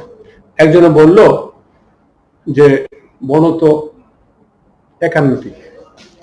যদি 51টির কারণ তোমার জানা না থাকে, তাহলে এমন হতে পারে পরীক্ষায় গিয়ে দেখলে প্রশ্ন আসছে আমাদের বর্ণের সংখ্যা কত, 4টা সংখ্যা আছে। একজনে হয়তো বা পি কে আচার্য বই পড়েছে, বলে ভালো করে দেখানো আছে 51টি, লেখা আছে 51টি, তো সে 51টি বললো, তো তার বিশ্বাস যে 51টি। পাশে যদি কেউ তোমার আপনজনই হোক, যেই হোক, বন কয়টি জিজ্ঞেস করে বা জানতে চাই, তো যেখান থেকে হোক, তো তুমি 51টি বলবে, কারণ তোমার 51টি, তুমি বই 51টি পড়েছো। তোমাকে যে কেউ 50টি বলে তুমি বিশ্বাস করবে না। কেন করবে না? কারণ তুমি 50টি কারণ শিখো নাই বা দেখো নাই, জানো নাই। আমি আশা করি এখন তোমাকে আর কেহ বর্ণের সংখ্যা নিয়ে পরীক্ষা হোক আর বাহির হোক, যেখানেই হোক, বিব্রত করতে পারবে না। তুমি সংখ্যা জেনে গেছো। ওকে,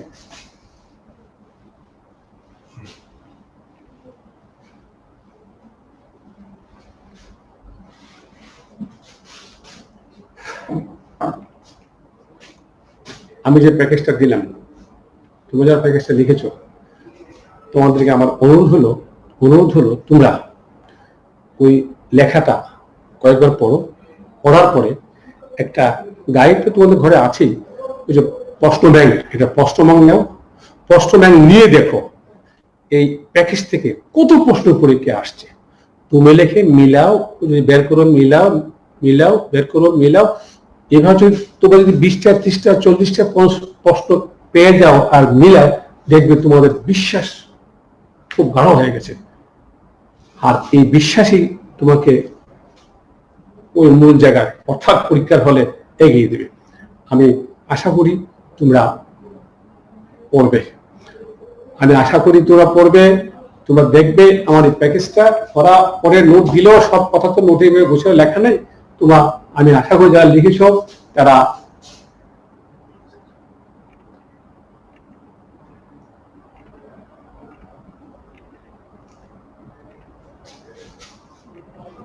যে করো একটু, ওই যে কি বলে ওরা যে বলে লাইক কি জানি বলে, এগুলো করো। আর ওই যে শেয়ার টেয়ার করো, শেয়ার টেয়ার করলে নাকি অন্য একজনে পড়ে বা দেখতে পারে, বা যদি আমার পড়া তুমি অন্যের কাছে পৌঁছে দাও, তাহলে ও শিখলো, বিদ্যা যদি ছড়িয়ে দেওয়া যায়, তো নাকি সব হয়, পূর্ণ হয়। তোমার সে কথা পড়া কিন্তু আমাদের শেষ হয়ে গেছে, ক্লাস কিন্তু আমাদের শেষ হয়ে গেল। আমি বর্ণ নিয়ে আর কোনো কথা বলবো না, যে আমার এই প্যাকেজকে তুমি পড়বা। আর একটা কথা মনে রাখো, যে জিনিস পাবার জন্য তোমরা আগ্রহী, ওই জিনিস পেতে হলে তোমাকেই প্রচুর খাটতে হবে, তোমাকেই চেষ্টা করতে হবে। মাথায় রেখো, এই জগতে যত বড় বড় মানুষ দেখছো, খোঁজ নিয়ে দেখবে যারা বড় হয়েছে, তাদের পেছনে তাদের চেষ্টাই ছিল মূল। সুতরাং দোয়া করি, অনেক দোয়া তোমাদের জন্য। তোমরা যে আশা করেছো, আশা আল্লাহ পূরণ করো। কিন্তু এই কথা মাথায় রেখো যে তোমার সে আশা পূরণের পেছনে তোমার খাটুনি মুখ্য, তোমার খাটুনি প্রধান, তোমার পরিশ্রমী আসল। অন্যের সহায়তা, অন্য তোমাকে সহায়তা করবে, অন্য তোমাকে সাহায্য করবে, কিন্তু মূল চাবিকাঠি তোমার হাতে। অন্য তোমাকে সাহায্য করবে, অন্য তোমাকে হেল্প করবে, কিন্তু মূল চাবিকাঠি, সাফল্যের মূল চাবিকাঠি তোমার হাতে। তোমাকে পড়তে হবে।